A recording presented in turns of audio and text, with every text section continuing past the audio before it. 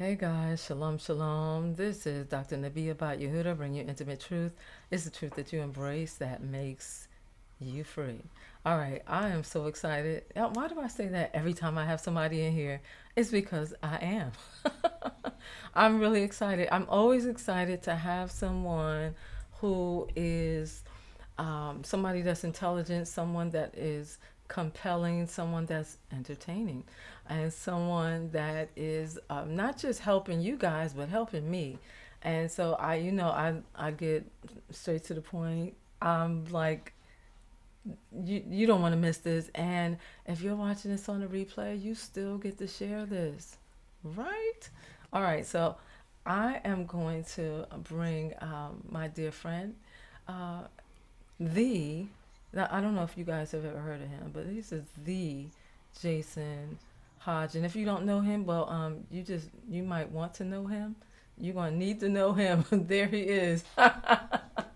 There he is, the Jason Hodge. Hey Jay. Hey, how you doing, sis? I'm good. I'm good. I'm good. So first of all, welcome to Prophetic Wind. Let God speak. I'm so Glad to be glad. here. Huh? I said glad to be here. Well, yes. And I especially appreciate it because you are so busy. Listen, y'all don't know. I will call him and he'll be like, I'm in production mode. Sometimes he doesn't even have to tell me, like, I'm just talking, blah, blah, blah, blah, blah. And I'm like, Right? wait a minute, you're in production mode, aren't you? He's like, yes. True You are. story.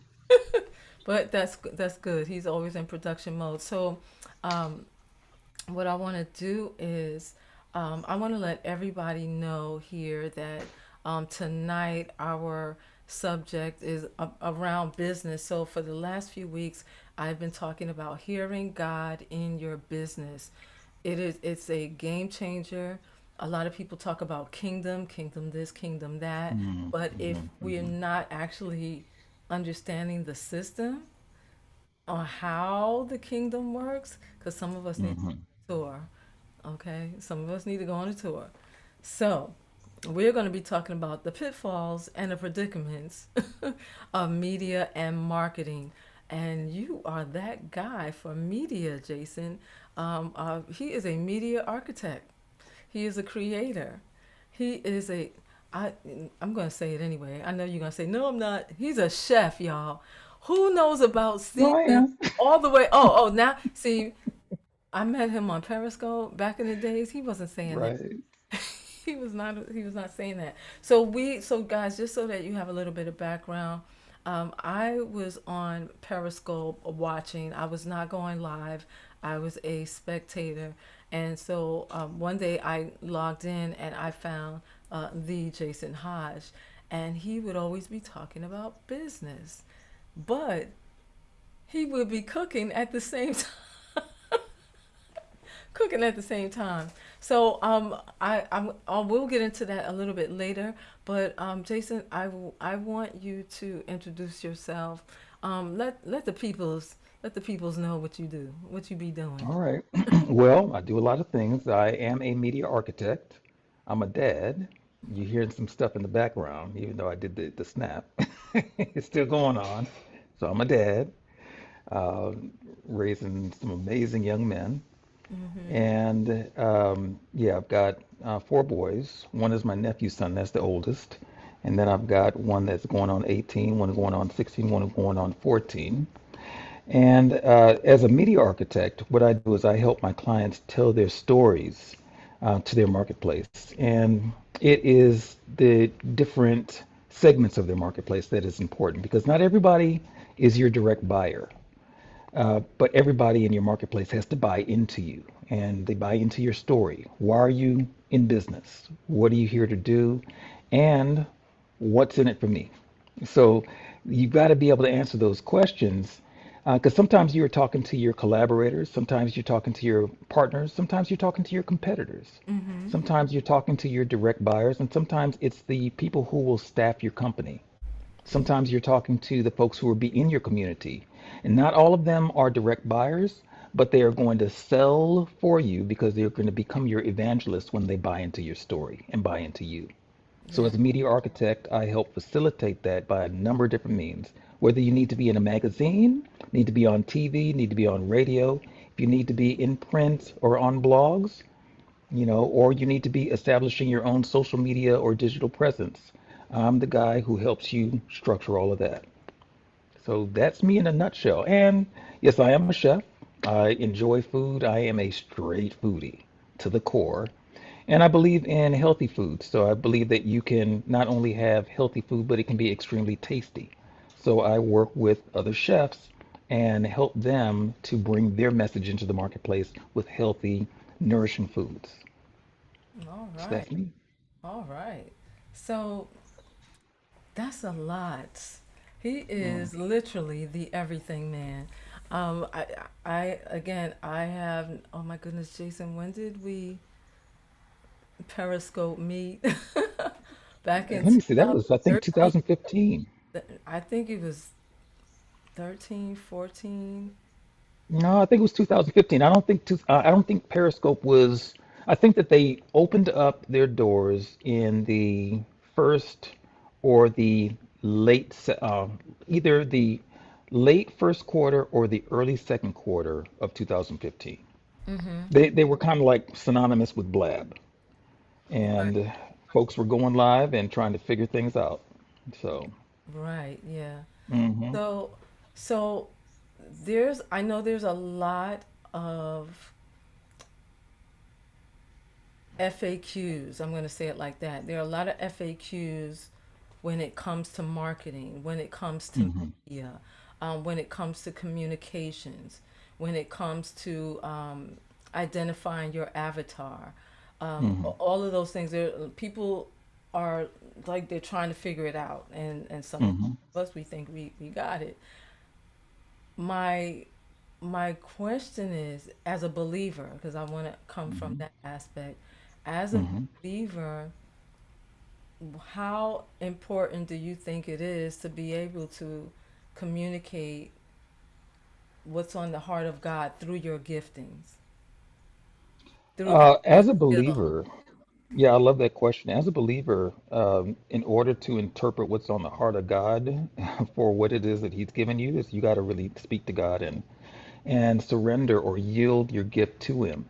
You have to also understand that as a believer, your job isn't simply to run your business to make a living, because when we do it properly, and we all learn. We're all supposed to continue to learn, but when we do it properly, he brings in the increase.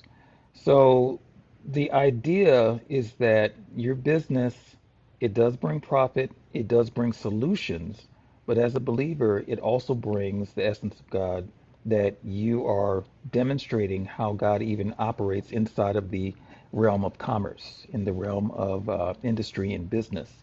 How does your presence shine his light inside of the dark space that is whatever industry that he has fashioned you to be in?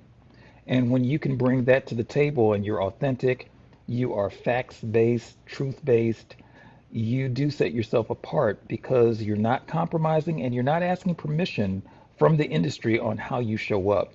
You are showing up the way that God has fashioned you to show up, and that brings a different energy to that space. You've got a lot of folks who are working on tactics, strategies. And strategies, yes, we do need to be strategic, wise as serpent, harmless as doves. But when you are taking it from your own, if you've got like a secular mindset around it, it's like, okay, I got to make this work. So, what's the latest technique in the marketplace? We miss the universal technique, which is when we lift him higher, he draws all men unto him. So, it's like you got to be mindful of that and say, what is the truth of the matter here? The truth makes people free. So, out of what I'm doing inside of my given industry, how am I bringing that truth so that it cuts through all the noise of everybody else who has all of the gimmicks out there? That is a very good answer, and I know that it's super important for us to be able to understand what's going on, because as you and I were talking before, we talking about, well, kingdom, kingdom, kingdom, kingdom, Mm, mm, and mm, mm, and and there are principles. There are mm. principles in the kingdom, there are principles in the Bible, and I believe that as we follow those principles, then we prosper. I mean, he says Right. things like, meditate in my word day and night. And I like when he says, and then, And then, yeah, and that's the very part. algebraic. Hmm. Yeah, and then, and so, just from your standpoint, from your perspective, from the things that you have seen, and again, we are talking about pitfalls and predicaments in media and Mm. marketing. What are some of the pitfalls that some of your clients have find themselves in when at some point Well, they have to call you?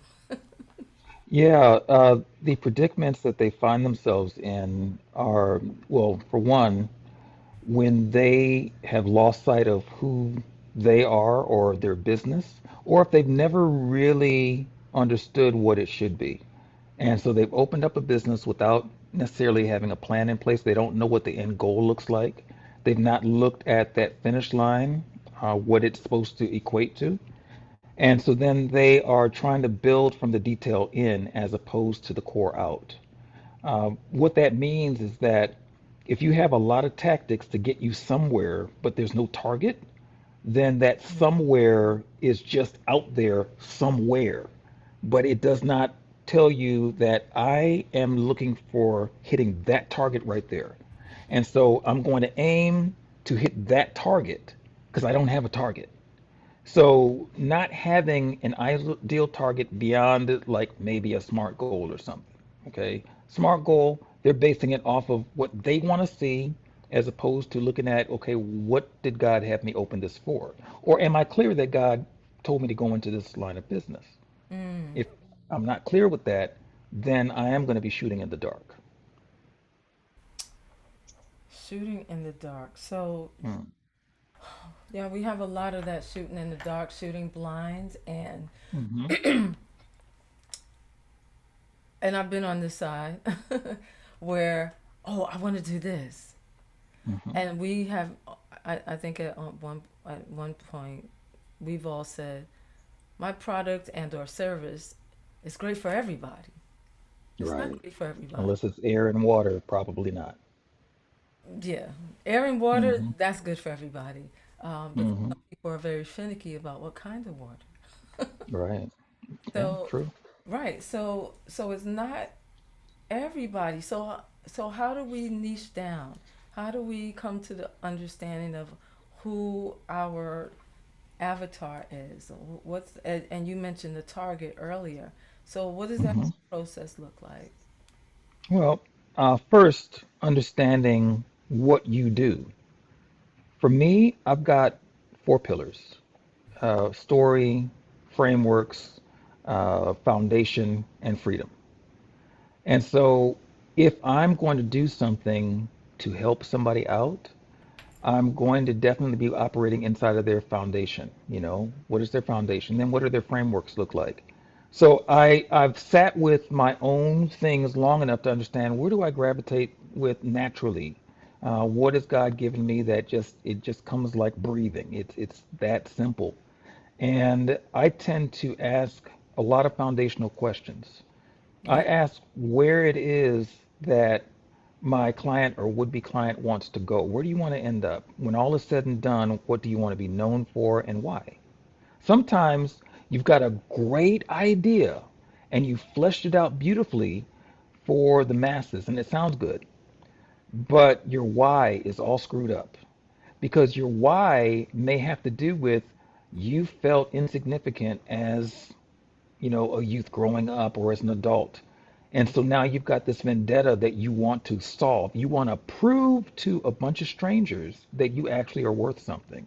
Mm, So your why is all screwed up because you've got other people's voices in your head that are speaking to what you perceive to be your deficits. And when that happens, you are not listening to God, you're listening to those voices, and you're on this trajectory to prove to people who don't care in the first place that you are relevant. So at the right. end of that, you get to that finish line, and then you realize this is empty. because you are shooting at the wrong target. So the first thing is to really understand what is your purpose. And if you don't know what that is, taking the time with God to say, hey, you know what? I really don't know. Because there's nothing wrong with being transparent with God. He knows anyway. I really don't know what my purpose is. I really don't know all these things that I've got inside of me. I don't know how to use them. I don't know how to wield them.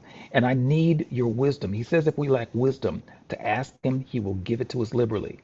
But Mm-hmm. we don't tend to ask him because we think we've got to figure it out ourselves. And that's, some faulty programming that we have in our society here is pull yourself up by your bootstraps. Mm-hmm. But if you were to look at the lives of all of those who allegedly pulled themselves up by their bootstraps, and we're talking about the ones who are running multinational corporations that have these incredible stories, but if you have not researched their background, you believe the story that they put out there. I'll give you a quick snap real quick. Okay, that's, water Yes, running in the background. I know. Yeah, youngins. So you you learn about them and you realize, wait a minute, hold on. They did not pull themselves up by the bootstraps. So if I go down that same road to become something, quote unquote, I am starting on the wrong premise because what they had working for them is they had funds and trusts, they had networks and pipelines to professions. They Mm-hmm. had yeses already lined up for them, and that was the planning that took place in their lives that their parents and their parents' parents laid the foundation for. But if you think that it was just, they just grinded it out one day and made it, then you're going to start grinding things out and realize you've got 24 hours in a day, 7 days out of a week, and not enough time to grind anything out. You've got to leverage. So I would say that the first thing is understanding your purpose and then getting on fire for that. When I talk to any potential client, I'm always going to ask them what their story is. Because in the story is going to let me know, first of all, if this is a good fit or not. Mm-hmm. And then secondly, do they have enough grasp of their own stuff to be able to articulate that to their market and on the different segments of their market? Can you talk to a potential buyer of your product and let them know why this product is the solution for their problem? Because if not, then you need to go back to the drawing board because they need to know that when you sell them that product that you say that they need, you've got those bases covered, or at least you can hear them and understand where the fit is for your product and them. Okay, if you are talking to a potential administrative staffer, somebody that's going to be on your team, they've got to be able to buy into you at the level that they're going to want to not only own your story and tell your story in their way to the marketplace of influence that they have, but that they are going to be your champion, your evangelist, the person who you can throw something to and they're going to run with it and they're going to run in the right direction. But if they don't know your story, don't know what you're about, and don't know how that applies to them, they're not going to be able to do that effectively. And then when it comes to collaborators, you've got to know how to relay your relevance to collaborators so that they can say, you know what? That is in perfect alignment with my business model, my philosophy, my value system. So they can then say, you know what? I can team up with this person because we're aligned. So now we're going to empower each other moving forward, and we can take more than individually. One could put 1,000 to flight, two 10,000. The same thing in business. So Yeah. you've got to be able to understand your story at the core in order to be able to articulate it. So at any given moment, somebody asks you about what are you about? You can say, well, I'm about this, that, and the other. And then can you boil it down?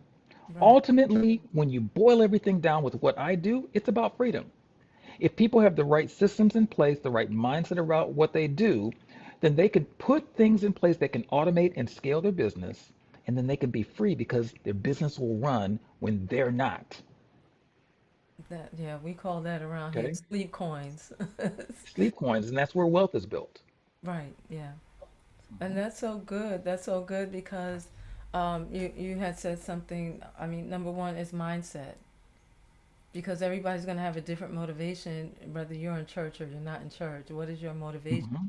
And if your motivation is to make money, you may or may not make a lot of money. But if your Hmm. motivation is to serve people, There it is. There it is. There if it your is. motivation is to serve people, how many people can I help? How many Hmm. people can I serve? How many people can I teach to so that Hmm. this stronghold in their life, whatever it is, whether Yes. it is something spiritual, emotional, it just depends on your background. But how many people? Because Yeshua says, and I love the word. You gotta you in order to be the greatest, you have to be a servant. Hmm. You gotta be a servant. Absolutely. And And so why is that it's a important? principle. It's a principle. Yeah. And you serve from the foundation. So it's foundational. It is the equivalent of being a farmer and going out to a field that you've never planted in, you've never worked the soil, you've never done anything in that field, and you're like, where's my produce? How does that work? Right. Yeah. I So you've got to be willing to tend that field, yeah. and then you get the increase of the field, and it's going to be way more than you could ever take in when you do it right. When you do it right. Yeah. I Hmm. I remember years ago, I was actually standing in the room looking out the window, and I heard the Lord said, "Be like a farmer." And when He said that, I didn't have to. I guess it was in the way that He said it, "Be like a farmer," because I knew that He was trying to tell me to have an expectation. You Hmm. you can't no farmer ever plants the seed and doesn't look for his harvest. Doesn't Hmm. expect his harvest. And we plant seeds and well, I hope it grow. Right. If it's a seed, Exactly. it's gonna grow. Whether it's corrupted or incorruptible, it's gonna grow. And And you know what? There's a preparation for the seed itself. exactly. Yeah. Hmm. Yes. Hmm. There are things that you do to seeds that pretty much guarantees that they're going to grow. So Yeah. you're not playing the guessing game. It's like hope marketing. I hope this works, you Hope know? market. Hashtag hope marketing. Mm-hmm. Mm-hmm. Right. Um, Mm-hmm. Yeah, and there's things you have to do to the ground. You have to till the ground. Mm-hmm. You can't just. It's like I believe it's in Mark had said it, or it's in Mark. He wrote it. Yeshua said it, but he was talking about the stony ground. Mm-hmm. Throw the seeds on there. Maybe some of them are catching there, but Mm-hmm. not all. And it's just like, okay, what do it? And you mentioned another thing, foundation, Mm-hmm. foundation, And and you got to know what you're growing. yeah, Mm-hmm. yeah. Nobody just reaches their hands in the pocket. Yeah, I got some seeds. What kind of seeds are these? I don't know. Mm-hmm. And just throw them out there. And that Mm-hmm. hope, that Hope FM 101. It's like Hope FM 101. We don't know what Mm-hmm. you're getting or if you're getting anything. I mean, it was like Mm-hmm. so. Again, and it's the hearing and the being directed. And I know that God can give you a vision, and you may not Mm-hmm. know how to go about, well, what is my part in this vision? And we don't really ask the questions. We see the vision and we're off to the races. Mm-hmm. um, you know I think it's important to seek him, to Mm-hmm. to inquire. Maybe there's somebody around that knows that we don't know. Listen, y'all, lean in, get a coach. Get a coach. Get a coach. Get a coach. Because God does put teachers in the earth, trainers in the earth, so that we're all being built up. This is Ephesians chapter 4 all day long. God put apostles, prophets, pastors, evangelists, and teachers in the body for what? For the work of Mm-hmm. ministry. Again, and I'm going to Mm-hmm. hyperlink this to the Old Testament that says, or the Tanakh, behold, I give thee power to get wealth. For what? Yes. To establish Yes. my covenant. It's not just so you can. See, they don't say that last part. No, they don't. They never say, Hard "Behold, I stop, give you boom. power to get wealth." Right, Period. right. And no, it's to establish the covenant. Just Yeah. like he brought all those officers in the and those offices in the work for what? For the work of ministry. Until when? Until they all Yeah. come in to the unity of faith, where we all come into the Messiah, where we all got it together. Mm-hmm. Because we're Mm-hmm. working Mm-hmm. together. Mm-hmm. This is not a, this is not a I sport. It's team, team, team, and it's participatory.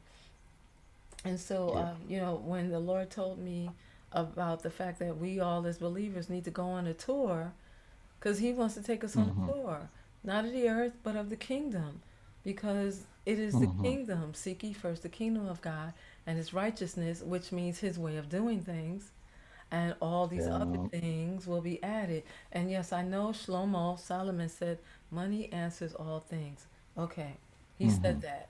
However, what is the purpose for the money? Mm-hmm. It's a tool. Yeah. It's a tool. And look at Nehemiah. Look Yeah. at Nehemiah. Yes. He didn't have to wield it himself because God gave him much favor. So when the king saw that his countenance was low one day, he's like, "Hey, what's going on? Like you're usually Mr. Chipper around here. What's going on?" Mm-hmm. And he's like, "Well, the wall at my, Yeah, it's country, all it's in broken ruin. down, this, that, and the other, blah, blah, blah." And he's like, "Okay, you know what? Yeah, I want you to get this right." This is a total paraphrase. "I want you to get this right because you need to be Mr. Chipper again. So, how much time you need?" "Well, it's going to take about this much time." "Okay, you know what? Here, you're going to need some cedar, you're going to need this, you're going to need that. Here is my documents. Go and get it from these places." Mm-hmm. So they released that value to him to rebuild the wall on the king's edict because he was given that favor. So there it is. Right. And and I love that you brought that up, the king's edict. So Mm-hmm. so we know the earth is the Lord's, the fullness thereof, the world and they that dwell Mm-hmm. therein.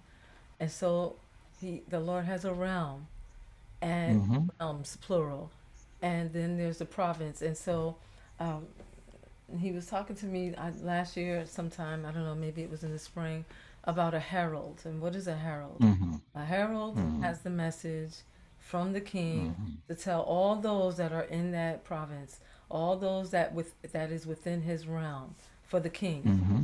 And so the reason for the herald is so that nobody can say I didn't know. Right. Yeah. So when we say we don't know, Mm-hmm. and listen, we can not know, nobody knows everything. Mm-hmm. But in this Mm-hmm. kind of knowing, is it's an intimate kind of knowing. Mm-hmm. So I'm going to go from the natural king to God our king, the judge of all the earth. And Mm-hmm. he wants you to know. He keeps Mm-hmm. inviting us to come in. Wisdom sits at the gate and say, y'all need to come on in here. Right. If you don't know, come on in here. There's always an invitation to sit Mm-hmm. at the feet of the Lord. Always. Mm-hmm. It's not, I'm mad at you. Yeah, you kind of fouled up that last one, so I'm not talking to you this month, this century, Mm-hmm. whatever your lifetime. Mm-hmm. No, it's the his arms are always open wide to come in. We start a business, we failed, we start all over. We start another business, we fail, you start all over. My question is, are we failing forward? Are we learning anything? Did we know Mm-hmm. what not to do? Big question. Did we ask God, okay, what happened? Well, look, did we ask God in the first place, The should I be first place. doing this? What should I do? What should I You do? know, and because the thing is that in him there is no failure. If we listen, no possible way to fail. Mm-hmm. And that's the key right there. I know the difference when I'm listening to him. Okay, now we're going to food. When I'm listening to him when I'm in the kitchen and when I'm just doing my own thing. When Yeah. I'm listening, I flow and I know exactly what this thing is going to do. I may not have worked with this ingredient before, but I'm like, oh no, I'm going to do this and this and this because I'm hearing from him and I'm flowing and it comes out like that. Oh man. When I'm like, I don't know, let me try this, then yeah, I start doing some janky things in the kitchen. It's like, okay, what was that? Like when I decided to mix teff and corn. Don't do that, folks. Don't do that. To make cookies, disgusting. Absolutely disgusting. And so I had to say, this is nasty. It smelled nasty, it tasted nasty, but it was my own invention, right? So sometimes we are mixing corn and teff in our business and wondering why it doesn't work because the principles that we are using are not godly principles. We Oh, are listening to outside influences tell us how to run a godly business, and they're not godly the first. This is no shade on folks. This is just a reality. How do you consult with unbelievers when it comes to something that God gave you, allegedly, about God's thing? Shouldn't you consult with God? Okay, you gave this to me. How does this work? Then I don't have to play the guessing game. It's totally on you how the outcome is. And on top of that, I don't have to get caught up in the minutia. The minutia is what are people going to think if it looks like I didn't succeed? Who cares? mm. Because it's nobody's business. Whatever God gave you, so long as you're doing what God told you to do with it, then it all is going to work together for good. Now, if you go rogue and you start mixing corn and teff together, well, that's your problem. You Can went you tell rogue. them what teff is, please? Teff is a grain, and it translates out to, I think, lost. Like if you drop it, it gets lost. In Ethiopia, they have it. It's what they use to make injera. Injera is that spongy fermented bread that they use as the plate to put the food on. So I like to work with teff. I like to work with a lot of different grains. These two did not play friendly together. And I don't know if I let them sit too long together before I started working with it, or they just don't like each other. One of the two. But it was a mixture that was not ordained by God. And therefore, it came out as nasty as all get out. Oh my And God. sometimes we do that in our businesses. We start mixing things. We mix philosophies with the word. And he's like, I don't need extras. I don't need a supporting cast. I don't need understudies. I need you to do what I told you to do. That's it. That's all. But Mm. we get in our minds, if we just add a little bit of this and a little bit of that, we can make it work. And that's the problem. We get our ego in the way. Kind of reminds me of somebody in the Bible who tried to help God out. Right. He said, don't touch the ark. And he's like, it was falling. Dead. Yeah. And then we have the saga of Avram and Sarai. That too. It's like, oh, Hmm. I got an idea. Hmm. Right. Yeah, that didn't work out too well. Didn't work out at all. So we have to learn not to help God, but we have to learn to just obey Him, to yield to Him. And that is, I think, the journey. I think that's the journey that we're all on because sometimes our thinking does get the better of us and we step out on something and then we have to call the cleanup crew. And that is, oh, Father, I repent. What did I do? Help me out of this situation. Right. Yeah. Yeah. Not a fun place to be in. Trust me. No, it's not. I mean, of course, along this journey, we're all learning. You learn what to Hmm. do, you learn what not to do.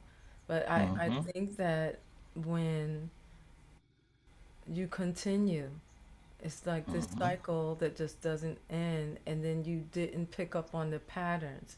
It's just like you have Hmm. a background and it has a step and repeat pattern. It's the same thing. It's not going to change. Same thing. Same thing is not going to change.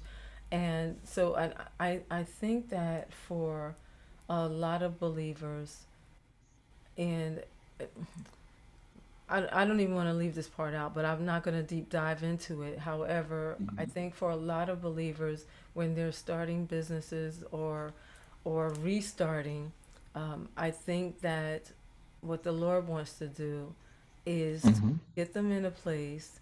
You have to be able to hear me, and Right. and and we might have to deal with some soul issues because we want Hmm. to purify your motivations. We Yeah. may have to deal with some emotional hurts, some unfulfilled expectations. We may have to Hmm. lay hands on you because right now you see men as trees, and I'm going to need you to see them Hmm. as they really are. Yeah. Yeah. Yeah. And you know, when I was talking about vendettas and things like that, I was not talking from a standpoint of look at you, people. Oh, yeah. I'm talking from a place where I know it myself because those are the urges that I fight and have fought over the years on operating out of the motivation to prove folks wrong. Okay. And that's not the type of spirit that you want in your stuff. You want God to work through you to carry out His calling on your life, not you to work through anger or resentment, bitterness, whatever that is, to get the thing done. There's a carrying out and there's the getting the thing done. The getting the thing done creates a lot of harm on the way because as you are slashing through everybody to get there, you look back and you see all this carnage behind you because you had this vendetta to exact your revenge on folks. Sometimes, you know how they say the best revenge is success? Mm-hmm. That's horrible. That's horrible because that means that you have idolized this person or this situation so much that now your drive is to prove them wrong because you have made them your God. And it sounds kind of strange I do. because you're like, I'm proving them wrong though. No, you've taken your focus off of God in order to prove them wrong. So they are your God. You're serving them even though you think that you're getting back at them, but they've consumed you with their presence in your mind, and they're not even thinking about you, but you're thinking about At them. all. At You all. are focused on them. So that's why when I feel that urge to, okay, I'm gonna just, get in here, I'm gonna do this, that, and the other, I'm like, nope, hold on. There's too much of my ego involved now. So I have to step back Yeah. until I get it right. I'm like, Father, I feel this in me now, and I'm fuming, and I want to do this, but I know it's for the wrong reason. So Yeah. I need you to help me now get rid of that. I don't even want it tamed. Get rid of that. You know what he does for me in those instances? He takes me further behind the scenes. Because sometimes we get angry at people and we have no clue of what their story is. And so what he does with me is he'll say, "Oh, okay.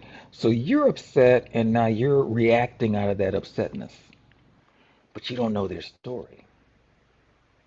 You have no idea what mechanism is working in them to cause them to operate that way.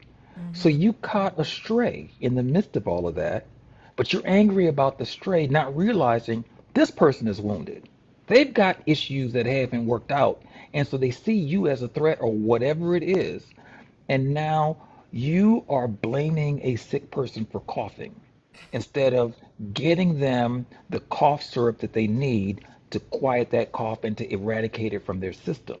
Yes. So we're supposed to have better insight and love, compassion, so that we can see a dying, hurting world, people who are devoid, they are disconnected from the source of life himself, and we're expecting that an appliance that's not plugged in to a wall is going to have power. They don't. No. Not at all. So we need to be that conduit to say, you know what, I get it. You are kind of like reacting because you don't have a plug into the source that I have a plug into. Mm-hmm. So because I Right. have the plug into the source, Right. okay, I've got the plug into the source, I can kind of come into this conversation and not get impacted by your barbs. I should be able to if Mm-hmm. my relationship is intact. So I should be able to approach the situation, understand that you're coming out of a place of pain, and not take that personally and say, okay, Father, tell me how to pray in this situation. Yes. And Tell me how to serve in this situation. yes, yes, yes, yes, yes. Hmm. Yeah, it is. And that's not the easiest thing. It no, it's not. It's and so you're saying that, and I'm just thinking about, we're talking about business, but it happens in ministry too. It's the same thing. It doesn't matter what Happens with you bring people. them, It's a people thing. huh? Hmm. I Yeah. said it happens with people. It's a people thing. Hmm. It's a people thing. You know, I learned a long time ago that, sometimes people are like sandpaper, and you get around them and they kind of Yes. rub you. What we say is rub you the wrong way, and it's like, no, God is just Hmm. trying to get the rough parts off of me. Right. So it's not really Right. them, it's Right. you. And so, Yeah. and of course, we don't want to hear that, just like we don't want to hear Yochanan chapter 15 when he starts talking about Hmm. pruning. Yeah. Pruning is painful. No, Yeah. ow, what? Yeah, because some of that Exactly. stuff got to get cut off. It's not going to be fun, but Hmm. it's so that we can be more fruitful. So Yeah. at the Yeah. end of it, all of the our everything that we've gone through is going Hmm. to be better for us in the end. You will be more fruitful, you will be wiser, you will be And more that fruit is effective sweeter. and Yeah. sweeter. Oh my God, yes. Yes. Hmm. Welcome, Hmm. Tiffany. Thank you so much. If you guys have any questions for the Jason Hodge, um, or even myself, please feel free to ask. And we were talking about pitfalls and predicaments in media and marketing, but we're Hmm. not leaving ministry out. We want to be able to hear God in business slash ministry and Hmm. to be able to be effective. I know how, whether it's in business or ministry, and we want to get offended. And let me give y'all something. This is free. You don't have to send me an offering. There's no charge. Offense has You an said, but if you do want to, the Cash App. No, go the ahead. Cash App is, yeah, I know my Cash App and my Zelle. No, but if the offense has an Right. assignment, Yeah. offense has an assignment. Watch this. Genesis chapter 4. Mm. There's a conversation. There's God and there's Cain or Cain. I don't know. Now Mm. God, he's a king. He's a king. He Hmm. don't have to come to us. But he went to him and he said, Hmm. "What's wrong with you? Why are you so Hmm. sad?" In other words, why is your face fallen? He was Hmm. all tore out the frame. Oh, you don't want my you don't want my stuff. I offered it and you didn't like it. He was like, okay. So he had his Let little me get you pity straight. party. You always taking Abel's side. Right. And Right. so because we do that in ministry, we do that. Hmm. Well, how come they always get called? I'm gonna need y'all to stop. We're gonna grow up. We're gonna grow up prophetic because we're gonna hear God while we're Yeah. growing. And so he comes to him, and then he watch this. He says he gives him a prophetic word, and he Hmm. gives him a word of wisdom because the word of Hmm. wisdom and the word of knowledge they come together. It's a set. Here's the word of knowledge. Sin is crouching at the door, and its Hmm. desire is to have you. Hmm. Here is the word of wisdom, but you can master it. You could master it. Yes. You can he's telling him, okay, it's there. There's the Hmm. trick, there's the trap, there's the hard time, there's this person that yeah, they always trying to get you. There's this person really trying to pull you out your character. So what? Hmm. Master it. You have Hmm. everything that you need, i.e. fruit. Hmm. Master it. One of the Hmm. fruits of the spirit is self-control. Yeah. The other fruit is love, Hmm. kindness. So you have what you need. And so he didn't take none of that good old counsel. This is God. He came to you when he didn't Hmm. have to tell you nothing. And he already saw what was in your heart to do, and he still came. Hmm. Yeah. So Yeah. that's an object lesson for us. It's a Hmm. lesson of what not to do and to understand because Hmm. people like to say, oh, there's no grace in that. That was grace. When he Yeah. put the mark on his forehead, Yeah. that was a tav. It was shaped, but it looked like a cross back then. and he put it on his forehead so that no Mm-hmm. man, when he saw him, would kill him. So, Mm-hmm. so God is always available. Mm-hmm. It's a two-way door. God is always available. Mm-hmm. Come through the door, but you can come through the door. He Mm-hmm. always gives grace. And if any man lack wisdom, yes, if any man lack wisdom, hey, Dr. Keena, you can ask for it because he gives it freely. Mm-hmm. And so, Yeah. we're trying to navigate through our business. We're trying to navigate through ministry. We're trying to navigate broken and Mm-hmm. an emotional brokenness. It's a spiritual misalignment, Right. or it is a well, I just in the natural. Well, I just don't know. Mm-hmm. Why don't you call Jason and ask him? You know he know everything. He might charge you, but be willing to pay. Mm-hmm. Mm-hmm. The biggest thing that you can pay is attention. True. That was free, y'all. That was free.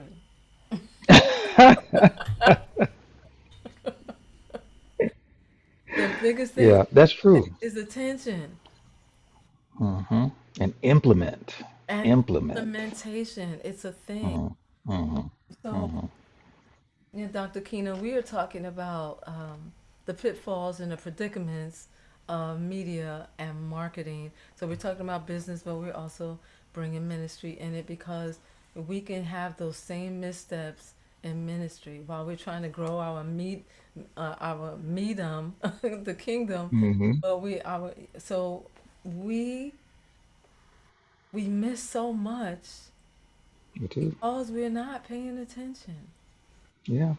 And we are lying also, and that's a problem. Oh my God, There's so much trust and lying, and it shows up in a number of ways. But yes. when when you go into a training, like one of the actually, there's quite a few of them that really get me. And for one, the false scarcity. I'm okay with scarcity. Don't give me false scarcity. Yes. Don't tell me, oh, there's only 500 copies. Sir, ma'am, it's digital. There's as many copies as you want to put out there. Tell me I've only allocated 500 copies. I'm not allocating any more. Okay, I can respect that. I'm only I'm only issuing 100. When the 100 are gone, they're gone. Well, I better not see 101. And that way I know that, okay, well, they wanted to make sure that they contain the marketplace at this level so that there's only 100 people out there who have the ability to now push this thing forward so they don't dilute what they've got going on. Okay, I can respect that. Mm-hmm. That's your business model, no problem.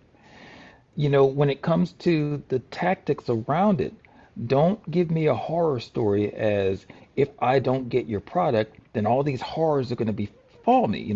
That's not true either because you don't have the power to do that. Now, what you can tell me is this product, when you use it correctly, these are the doors that it opens up, and this is what it allows you to do. It gives you this skill set. So this skill set, with whatever it is that God gave you, what talent and gift that He gave you, this is like a system that can now propagate even more abundant outcomes or what have you. Just tell me what's real. Tell me what is going to help me help those that I'm here to help. Tell me what is going to solve my pain. And in order for you to know that, you have to know me. And I think that this is where it comes down to what does that research look like? What has God given you? Where do you ultimately want to end up? And then who needs to be in your corner to help get you there? Mm-hmm. Because those are the stories that you're going to have to tell to those folks. If it's folks, if you need the cash influx, that means you got to sell something. So in selling the something, you've got to know I've got to find my pool of buyers. Well, where do I find that? Well, you do the research. The thing that you have, who's buying it in the first place? Okay, where can you find that information? Do you need to go on Facebook? Do you need to go on Amazon? Do you need to go to the retail statistics? Do you need to check the statistics site? Do you need to do all of the above? Do you need to check with your research librarian to find out some other tactics and databases that you could dive into? There's a number of ways to find that information out. But the question is that once you have the information, what do you do with it next? I found these people, therefore now I can sell it to them. No, therefore I found people who are buying this stuff. Now I need to understand, well, why are they buying it? Because people buy things for different reasons. People get involved with things for different reasons.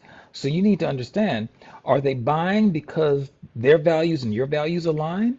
Or are they buying for another reason? Are they buying because they want to get revenge? Or are they buying because they want to enhance their position in life? Are they buying because they were told that they have to buy? Are they buying because they have a certain window of opportunity that they need to get rid of said funds in their account because they need to zero everything out so they can get more funds? You need to know what those reasons are, what the mechanisms that stimulate the purchase. Because when you know that, then you say, okay, I can align with this one right here and this type.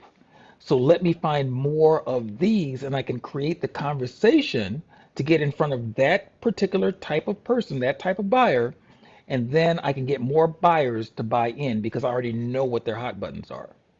So you've got to really isolate what is the reason for the steps that they're going to take, and then you need to align your steps so that you are, parallel stepping with them. Mm, mm, mm, mm, mm. Parallel stepping. Mhm. That's a Yeah. People need folks that are willing to walk with them. Okay. We've got a lot of products that are sold with no support to the products. So, can I get the most out of this product, or am I just kind of stuck figuring it out for myself after the fact? So, this comes down to when you do sell a product, do you have support built into it? Okay. I'm going to sell you this product, but every week we've got a training session that comes up to show you how to get the most out of it. Because I want you to get the most out of it. This product, even though it was built for this, there's 100 other things you can do with it if you know the product. It's kind of like knowing ingredients. You know how to make your basic pound cake. Well, there's a whole bunch of other types of cakes that you can make out of those same ingredients, just applied a little bit different. mm. If you notice, everything goes back to food with me when I get real excited Yeah, about I something. know.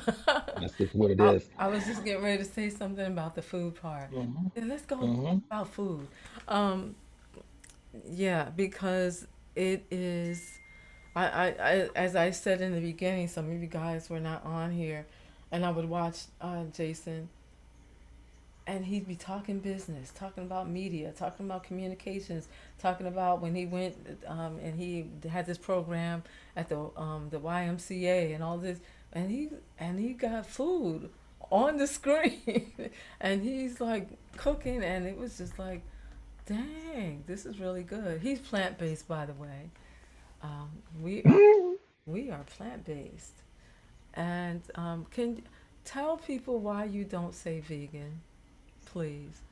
Well, vegan is a religion, really, and there's got a lot of other things involved with it, like they don't use animal products of any kind, no leather, no honey, and I'm like, well, honey's in the Bible, so that's a deal breaker.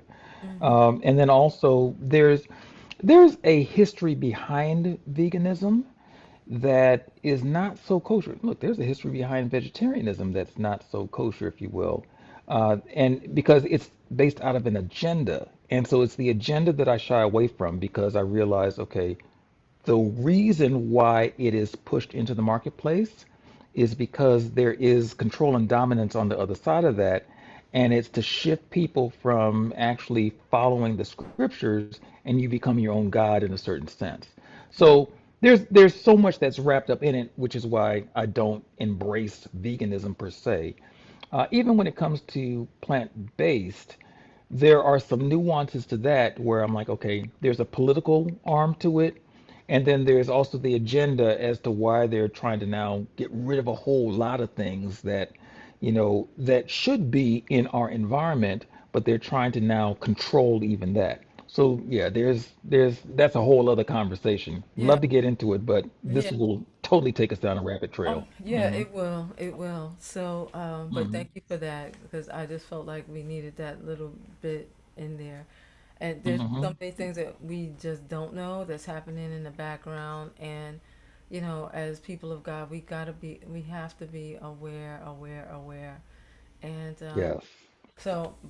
yeah, we're not going to go down that rabbit trail. Maybe we'll do a part two and just talk about food, healthy Hmm.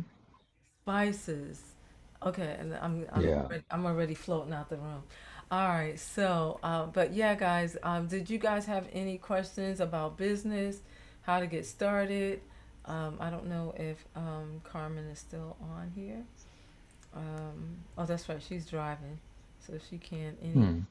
Hmm. But feel free, guys, to put your questions and or comments in the chat. We're gonna get ready to wrap it up shortly. Um, but I it will say this. Okay, he will say this. Start with the end in mind, you know. Mm-hmm. Don't just start because you can. Start with the end in mind, unless God told you to just start. Now, that's a whole other thing. If God is telling you and you don't have that picture, Mm. that's okay too, because so long as God is ruling that, then you could be in no better place. He is the best marketer that ever existed. Ever. He is the best consultant that ever existed. And when you're tapped into him, you are set. When you're not, however, that's a problem. And so that needs to have a solution. And sometimes it's a matter of ignorance. We may not know how to hear from God. There's so many conflicting things outside. We hear from pulpits and beamers and all of that that it's like, oh, well, you have to do this way. No, no, you got to do this way. And by the time you look at it, you've got 10 people saying 15 different things. So it's like, okay, so what is actually the truth? And this is where you have to step away and say, okay, Father, I don't know. And I'm hearing all these conflicting things. I know that you're not a God of confusion. You're not the author of confusion. Mm-hmm. So I need clarity. I need the wisdom. I need you to show me how to learn of you. And then you spend more time with him and he starts to reveal to you the things that you need to know. I remember when I first started out in my walk with him, uh, I was so concerned and even afraid of not hearing him. And I would hear these prayer words. I'm like, oh man, I can't pray like them. So let me not even try. I don't want to pray in public. I don't want to do none of this. Don't call on me. Like I want to just stay in the background. And I remember one day, a good friend of mine, uh, I used to pray. I ended up praying with him and his family. His mom, just amazing. And then at a certain point, they're like, "Okay, Jason, your turn." I'm thinking like, "Oh, hmm, uh," like they prayed eloquently and they throw scriptures in there and all that. I'm like thinking like, I don't even know the scriptures like that. I like if I hear something, I'm like, "Oh, yeah, that sounds familiar," but I just don't know where it is. And they were like, "Yes, in Second Corinthians 4:5 and Second John and first," they'd go down the row, and I'm thinking like, okay, this is not. I have no idea. So I was intimidated. And I realized that the intimidation wasn't because I was afraid to pray. It was I was averse to being judged and condemned for not knowing how to. And Mm. sometimes we will avoid doing the thing that we need to grow in because we believe that somebody has the power to reject us because we're not up to par, quote unquote. And it wasn't until I learned that, you know what? God already knows where I am with it. And the more that I deal with them, the more that He will deal with me and get me to where I need to be in Him. But sincerity, when we are looking for that relationship with Him, we're like, look, I don't even know how to go about having a relationship with you. I don't know how to hear your voice. I don't know how to do any of this stuff. And I'm really concerned with missing you. So I don't know what has to happen for me to hear you and understand that it is you who's talking, but whatever that is, Father, I need you to do that for me because I don't want to be in the dark when it comes to you. I'm lacking the wisdom. I need your wisdom. And then over time, for some it's immediate, for some it's over time because he's building other things in you. But for me, he built that in over time. Then I started praying more. And then folks started asking me to pray more. And I'm like, okay. And then I got to the point where it's like, you know what? I don't have to have all the these and the thous and the thys and stuff in place. I just need to know, Father, tell me what to pray, and I will pray that. Father, tell me how to operate my business, and I will do that. Okay? Anything that you want from him, ask him, and then believe and trust that he will bring it to pass. But you got to be able to trust him and put it out there for him to step in. If you act like you got it all under control, then you're carrying the burden. He said his yoke is easy, his burden is light. So if that's the case, and it is because he said it, then if I'm feeling tethered or weighed down, I'm not carrying his yoke or his burden. I'm carrying my own. So I've got to relinquish the control and say, your yoke is easy and your burden is light. So that's what I need for my life, which means that I've got to stop being in that survival mode, doing whatever's necessary to grind it out to get that bag, because the bag in relation to him means nothing. He's got the cattle on the thousand hills. I'm his son. So that means that through him, I've got the cattle on a thousand hills. So since I don't need to be in survival mode with him, then I need to just know, okay, so what do I need to do now? What's my assignment for the day? So we got to get to that point. We have to get to the point of service. We get nervous getting in front of people. I have a saying, service cures the nervous. When you have a product that God has given you, you've got clarity on that, and you know that you serve a specific portion of the marketplace, then your job is to go there and let Him serve through you. And then the folks who are in line for what you've got, what He's given you, they're going to step up to the plate when you lift Him higher in the equation. Okay? It's not time to shrink back. Sometimes we think that we've got to compromise and we have to remove God from the equation. Oh, I can't talk about a scripture here. I can't say because I'm in a secular place. So in the secular place, that would be offensive to people. So I can't say God, I can't say where I get my information from. I can't say any of that stuff. So I have to cloak it. Well, now you're lying. I don't cloak where when God gives me stuff, I give him the credit for it because I don't come up with the recipes that I come up with, the business strategies that I come up with. I don't come up with any of that from me. It's just I listen and he says, "Oh yeah, tell them this, that, and the other." And then they do it and then their business grows. So I've seen that to be the common denominator. He's the common denominator. I've seen that to be the foundation over the years. It always works out like that.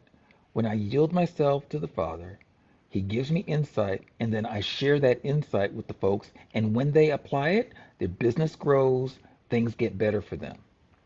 So it's not my responsibility. It is my purpose to just give out what He's given me and then leave it alone. Yeah. Yes.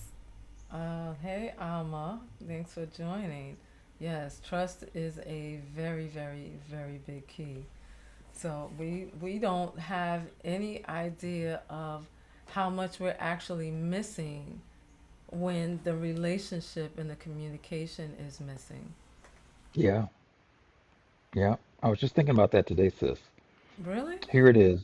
Oh, yeah, yeah. It was that, okay, so we're the children of Mm-hmm. the king, not a king, the The king. king. And we oftentimes get caught up in the tactics of survival. Mm-hmm. And we forget that if we just ask Him Mm-hmm. and we get our marching orders from Him, we don't have to figure it out. We're told from the world standpoint, yeah, you got to go into business and folks are like, I don't do any business with anybody who hasn't failed at business before. I was like, okay, well, that's cool. That works for you. But I would rather be in business with somebody who listens to God. Yeah. Because the thing is, it's kind of like when you deal with a person who, and this question's been posed, and I forget who posed it, but would you rather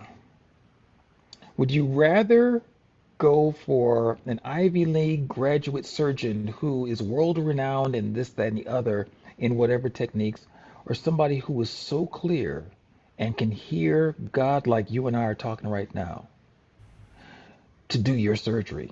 Which one would it be? That's See? that's a no. Some people will go for the Ivy League because it's like, well, they got the prestige and all that, not realizing, yeah, but they can only see what they cut into, as opposed to the one who can tell you where to cut or where not to cut and Yeah, exactly what's going on. in that part. Yeah. Yeah.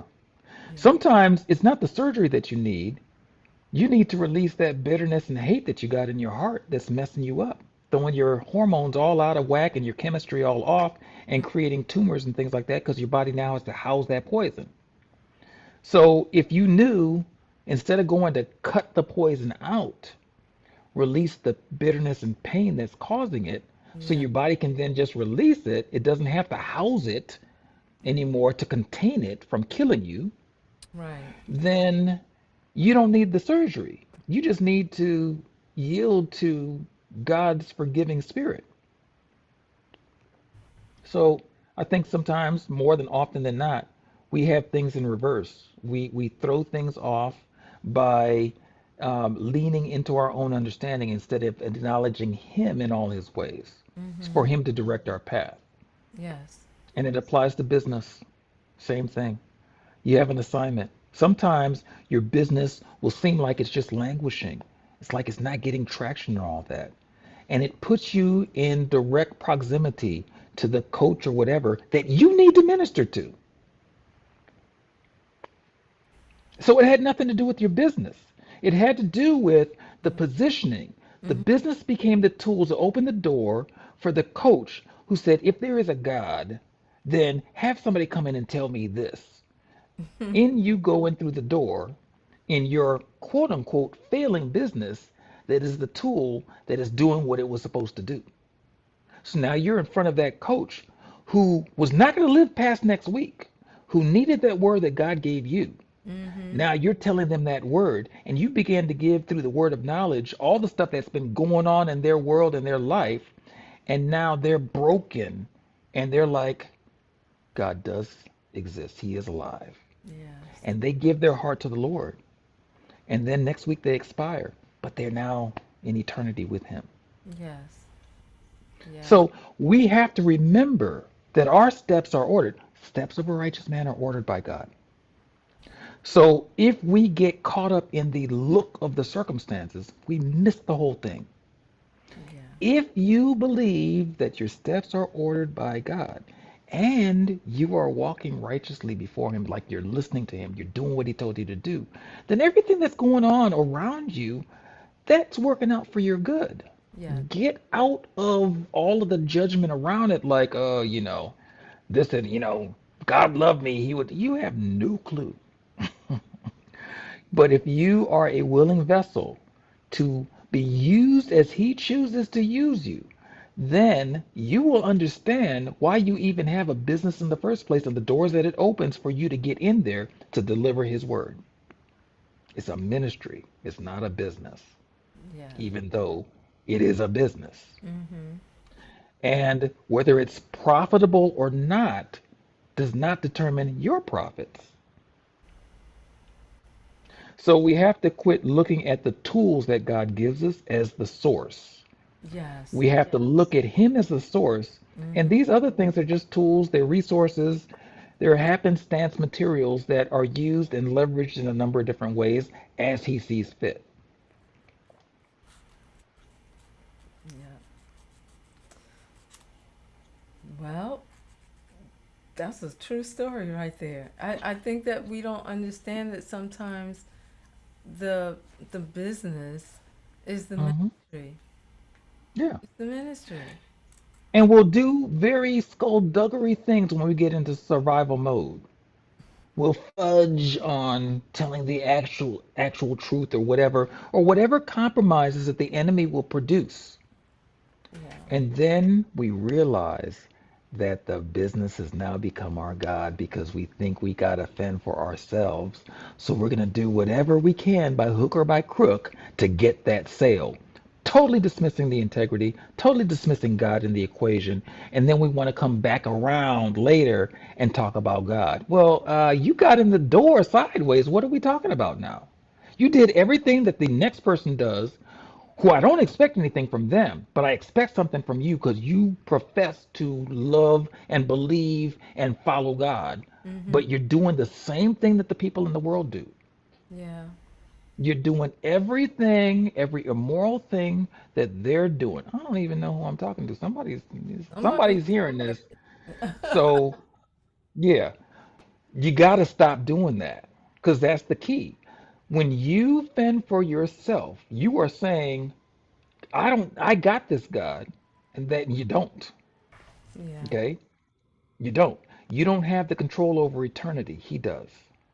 And so when you do things that don't represent him well, then you bear the consequences of the misrepresentation. What happened when Moshe smacked the stone when he just told him to speak to it?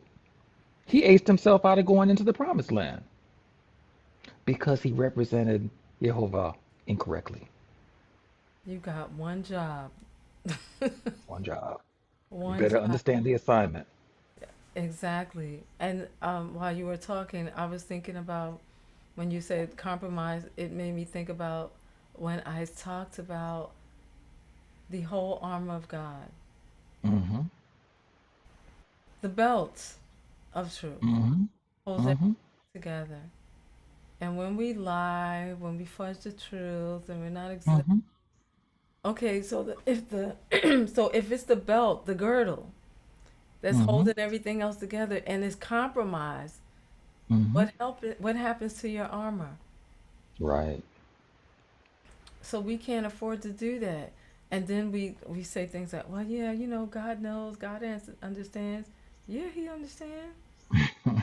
He understands He that you're not understands that you just made a choice. right and a bad one. And so Mm-hmm. the whole God help us. We need to be saved all over again. Yeah. Mm-hmm. So it is the compromise that gets us in trouble. Mm-hmm. It is well, what if God was like that? We could Right. we could not trust him. Yeah. And we'll be, yeah, but you said okay. And Mm-hmm. there's scripture, and I had given it to my students about 2 weeks ago, and it says Mm-hmm.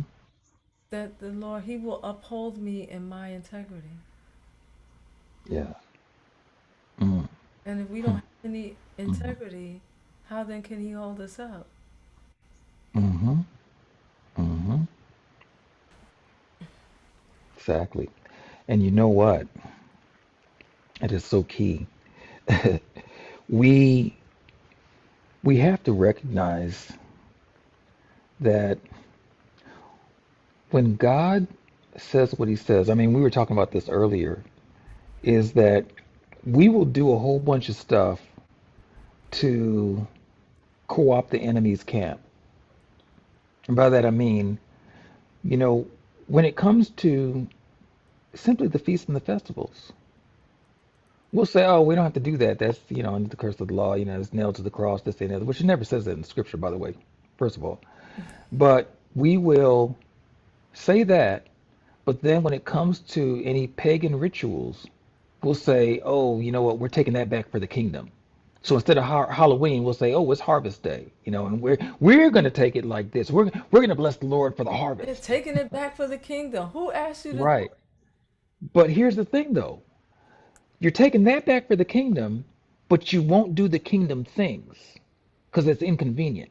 What you're doing is you are saying, I like this convenience. This is what I know. I don't want to change from it, but let me give it a different name. Let me give it a different name so I can continue to do this stuff under the guise of merit. That's as good as somebody saying, oh, well, hold on. Tell me the whole situation so I know how to pray. No, you want to gossip. You want to gossip. You want to get in this person's business So you want to have a powwow, and at the end of the powwow, now you're going to pray about it. No, you just want to dish on this person. So when it comes to the convenience of, well, we came up with the Valentine's Day, Lupercalia. We came up with Easter. Okay. We came up with Christmas. We came up knowing these things. So instead of removing them from our lives, we're going to you want to celebrate Yeshua's birthday on December because you know what? He was born, and we don't know when he was born, but we're going to celebrate that here, and it's unto the Lord. No, he said not to do that. So it's not as unto the Lord unless you're reading a different scripture. And this isn't to be dogmatic about it. It's just that the scripture is what the scripture is. And I think sometimes we get really comfortable with manipulating the scripture to fit within our category for the God that we create, as opposed to the God that is. So for those of you that don't know, we just shifted. What do we say in Because it filters into Clubhouse? even What do we it say in filters Clubhouse? into even Let's reset the room. your PTR, right? Yeah, it totally does. But I mean, okay, and bringing it back to business and marketing. Okay. When we apply his truth to our business and our marketing, we won't shift. We Hmm. got our marching orders and we carry that out because we're supposed to be conduits of truth. It will also keep us from compromising when we're dealing with clients who want to force us to operate a certain way that is against our value system Yes. because we're afraid of losing the contract. We're afraid of the power that they allegedly wield because we start making them the idol, them the supplier, instead of realizing, hold on. Wasn't it the four or the three Hebrew boys who said, well, yeah, that's cool, but we're forbidden to bow to any other God? And they're like, into the furnace you go, make it 7 times hotter.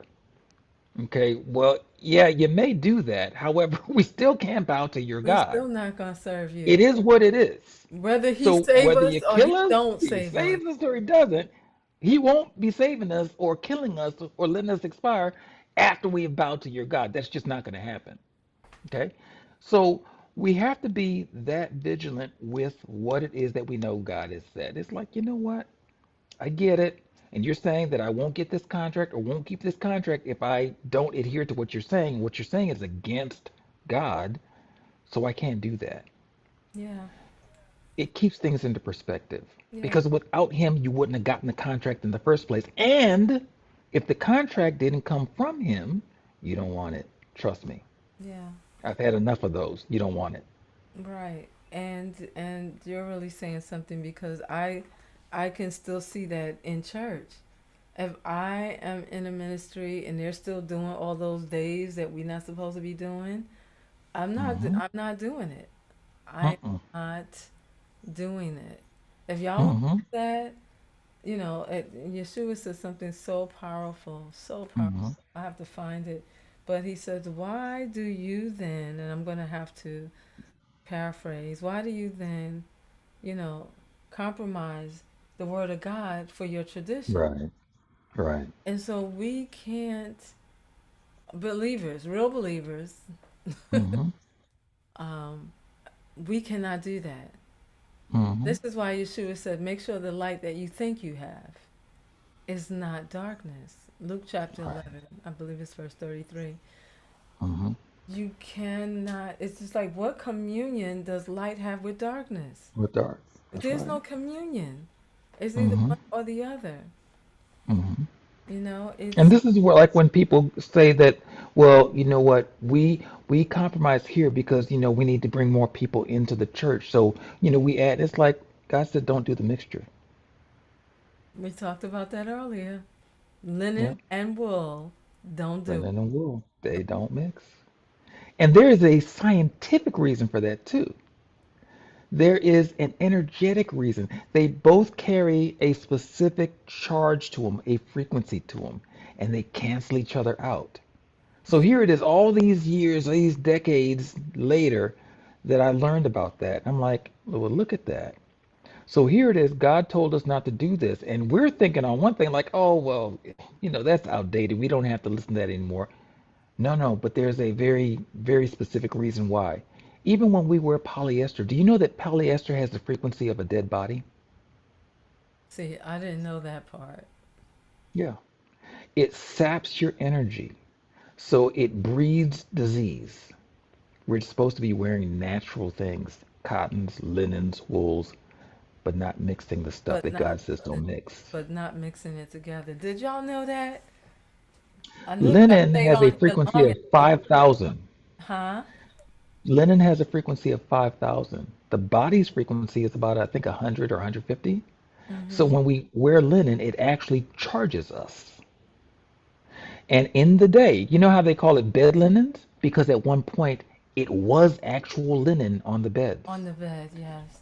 In the hospitals, back in the day, before Rockefeller got involved with it, they had linens on the sheet because it's bacteriostatic. They used to use that so that people could get well quicker, and they would put them in the sun.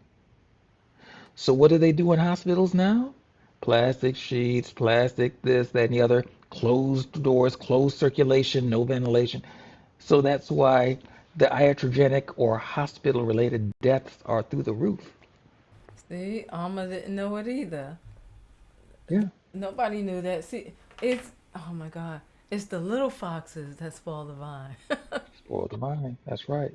Look, frankincense, myrrh, those are high in sesquiterpenes. So they pass the blood-brain barrier. Okay, the frequency of gold. And what did Yeshua get? What did the Magi bring him? Frankincense, myrrh, gold. Yeah, and the myrrh was for his burial, and they gave him Hmm. gold because he's a king, and they Yeah, got all of that stuff. And brother, I don't know if you guys know it, but they got it out of the treasury of the prophet Daniel. Daniel. But Yeah, God told him the king is coming. yeah. Store it up. Yeah. So, and frankincense and myrrh, they are also antimicrobial, antibacterial, antifungal. So when they're preparing that body, it's like it's not to be corrupted. So there's so much that when you dig into it, you start to see the wisdom of our Father and why he did what he did. And Yeah. if you apply that to your business and Mm. you say, okay, I need the structure of my business to be protected on all fronts. His name is the strong tower. How does his name apply to my business? Because if my business runs into his name, it's protected, it's sealed. Yes. The name of Jehovah is a migdalos, a strong tower. The righteous run in and Hmm. are safe. Yes. So when it comes to all of that, growing your business and all that, you don't grow your business, he does. You got to get yourself right before him so that he can trust you with his business that you're stewarding. Mm-hmm. And then the power to get wealth so that, what was that? The rest of it? It's, he said, behold, I give you power to get wealth to establish my covenant. That's what it's for. Yes. And he also said, I believe it's in Isaiah chapter 48, I am the teacher of prophet. Y'all better get in his face and ask him how do how Yeah. do I do this? Yeah. Yeah. I'm asking. I'm like, okay, Lord, I need you to structure this. Mm-hmm. I need you to tell me like, okay, who do you want me to speak to? Who do you Mm-hmm. because when he keeps bringing me back to the same place over and over again, he's trying to tell me something. Cause he, Yeah. cause, and when and that's grace because he could have told you once, you didn't do it, and he could have told somebody else, and then you over there watching YouTube or Facebook or Twitter Mm-hmm. or Instagram, and you looking at it like, wait, God gave me that. Look, he could have told you to go in the city and don't come out the same way and don't stop for anybody. Oh yeah, that part. Young prophet.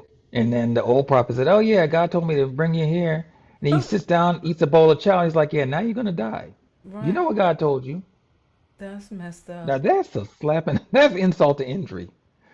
That's You so know, messed I was up. like, that is cold-blooded. Yes. But that shows that he made the old prophet his God for that moment. And he said, you'll have no idols before me. Well, at first he did tell him, no, God told me to go this way. And he was like, yeah, yeah, yeah, but I need to see you. Listen, I'm not going to your house. I got my. Right. That's the thing, you guys. You got to know the Hmm. assignment because you don't know where your compromise is going to take you. For Yeah. this young prophet who did an amazing thing, he prayed, Hmm. he broke strongholds. He was like, everybody was like, dang, like And he what got church you caught by go? a snare. Like what church he go to? Hmm. And then he followed somebody to his house when God already gave him clear cut instructions. Torah means instructions, comes from the root word yara, which means to point in the direction that you should. Hmm. And he didn't say go this way. He this way. Right. That's It's painful important. Yeah. to be getting killed by And he died a horrible death to be torn apart by killed by wild animals. by a lion.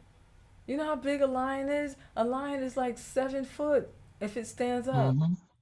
You're Mm. not getting away from him. Mm-mm. Oh God. Oh, And yeah, and sorry, so y'all. then after that, then the old prophet said, "Okay, yeah, and bury me with him after I died." So it's that's that's a cold move right there. Yeah. So we got to be willing to do that.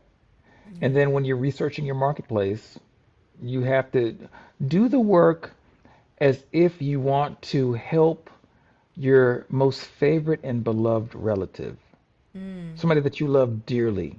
Because when you do it that way, then you're not going to bring them junk and you're going to be thorough. You're going to care enough to tell them the truth. Now, are they going to always take the truth? Probably not. Most people don't. Because when you tell them the truth about, look, this is what it really is going to take to get to point Z from your A, they're Right. like, I'm looking for the easy button. I don't want to do all that work. Give me the easy button. I used to So have it's it. like, okay, yeah. I used And to. there is easy buttons, but they cost Right. Yeah. Oh because yeah. the work still has to be done. Yeah. You still have to make all the steps, whether you're making them or you're paying them to be made. But the steps have to be made if the thing is going to stand. Yes. Hmm. Yes. Yes. Yes. Yes. This has been good. It's been we drifted off a little bit, but we reeled it back in. Exactly. We reeled it back in. Exactly. Guys, did you have any questions? Y'all had any comments? Please let us know. They're And like, I don't know if I want to ask him any questions. He's gonna tell me something. He gonna say something I don't want to hear right now. yes, he will. Yeah, no, he's like me. If you act, listen, Yeah. you put a dime in him, you gotta let the whole thing. Mhm. It's like a jukebox. You're on the dance floor now. Oh Yep, my there's a God. concert going on. You gonna Oh dance? my God. Let me look through these comments. Oh my God. Hmm. The comments in there. Um, yeah. So sometimes we hold on. Let me put Alma's comments in there. Sometimes the easy way costs more at the end. Or always, not sometimes, No, always. always. 100,000% of the time, always. 1,000. Because here's the thing, even with the easy button, you run the risk of, okay, so it got done. How do you maintain it? Now you're on the hook to maintain the thing that you didn't take time to understand. And anybody can go in there and go rogue and you don't know how to fix it. Mm-mm. So I always say that it's important to, even if you pay for something to get done, get educated on that thing that's going to get done. So that way, at any time, you're able to pick up where it left off or bring somebody else in and instruct them. Mm-hmm. It's no fun to be out on a limb and you don't know what tree that limb belongs to. Well, mm, So you got to surround yourself with not only the knowledge, but a system in place so that you can retain that knowledge even after the contract is over or the person is no longer there. You need to be educated. I yeah. like to educate my clients. They don't like it. I'm gonna tell you that right now. They don't like it. But I No. say, but it's important that you know this. Yeah, I'm telling you, there's nothing worse than having an ignorant client and one who doesn't want to learn Not that they have to, but I'm going to tell you, it makes it more difficult because they don't understand what you're doing and why you're doing it the way that you're doing it if they don't get it. Mm-hmm. What's that? My little picture is blank, covering Oh, that, so I can't see the what they're oh, saying. well, Alma, she said, pair God for him. I think. Oh, okay. I'm gonna need you to, cause that's clearly a typo. Mm-hmm. Pastor Sherry said, I came in late, but you talking good. You're talking good. So, Mm-hmm. and Alma has said this is the first time that she was hearing about you, hearing of you, and that Hmm. you are full of wisdom. Oh, okay. Yeah, Praise God. yeah. Hmm. So, I mean, Baruch Yehovah, Yehovah. yeah, he is Yeah. good. Yeah. So I mean, we have. Oh, that's what you said. Praise God for him. Mm. Okay, because pair God for him, I couldn't. Yeah, yeah. I needed a prophetic word. Right. And let me say this because Jason, you mentioned education. Now, Mm-hmm. a lot of prophetic people, myself included, Mm-hmm. we're used to hearing God on the fly, go do this, and without the know-how. But Mm-hmm. I do want to say this because I believe it's really important that, yeah, okay, it's good we got the Lord in our ear telling us what to do, and sometimes even how to do, or just the what Mm-hmm. part. Like, you don't need to know how, just do what I tell you to do. But Mm-hmm. He is still a God of structure and systems, Right. and He wants us to understand how a thing works.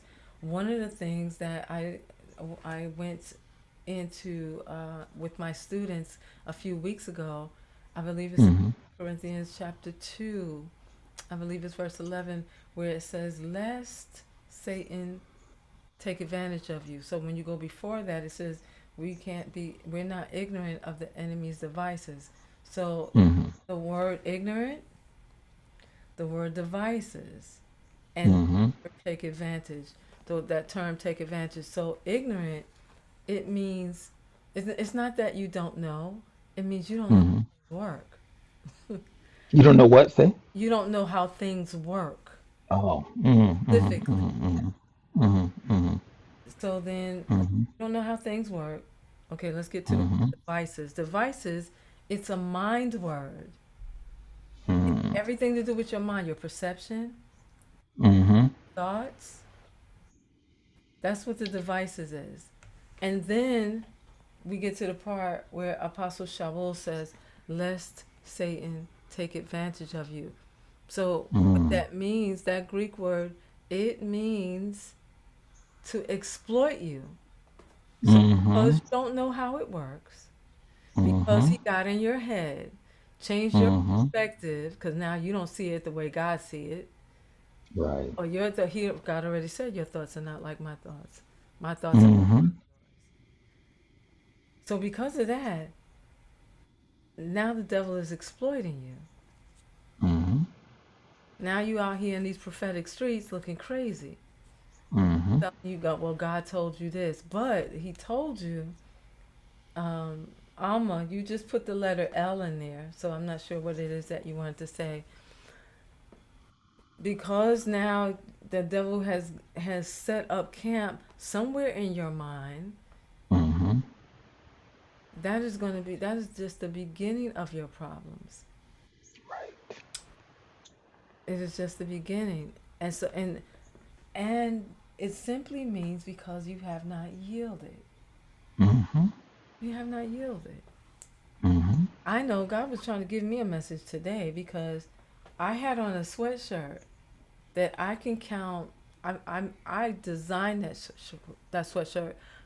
I don't know, maybe 4 years ago, maybe 5 years ago, and Mm-hmm. it says study Torah. Yeshua did, Mm-hmm. and he Mm-hmm. said follow me. Right. So I went on Facebook in Messenger to go respond to a message I got, and I could only do it from the computer because Mm-hmm. Messenger on my phone, it's not that serious.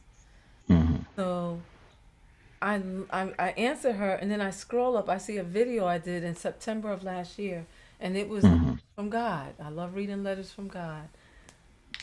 Jason, my viewing audience, when I clicked on it, Mm-hmm. I looked at myself and I was like,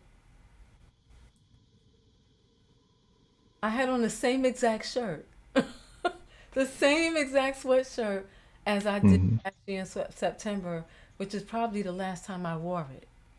Of Mm-hmm. all the videos that I could have clicked on, I Mm-hmm. clicked on that one, and I said, "Okay, Lord, what are you trying to say to me?"